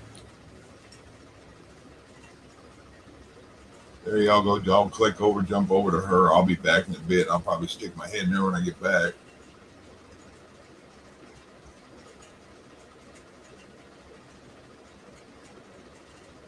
I was going to let you drop that. I'm dropping now. Everybody can see it on the channel. Bye, y'all. See y'all in a bit. Thanks for hanging out.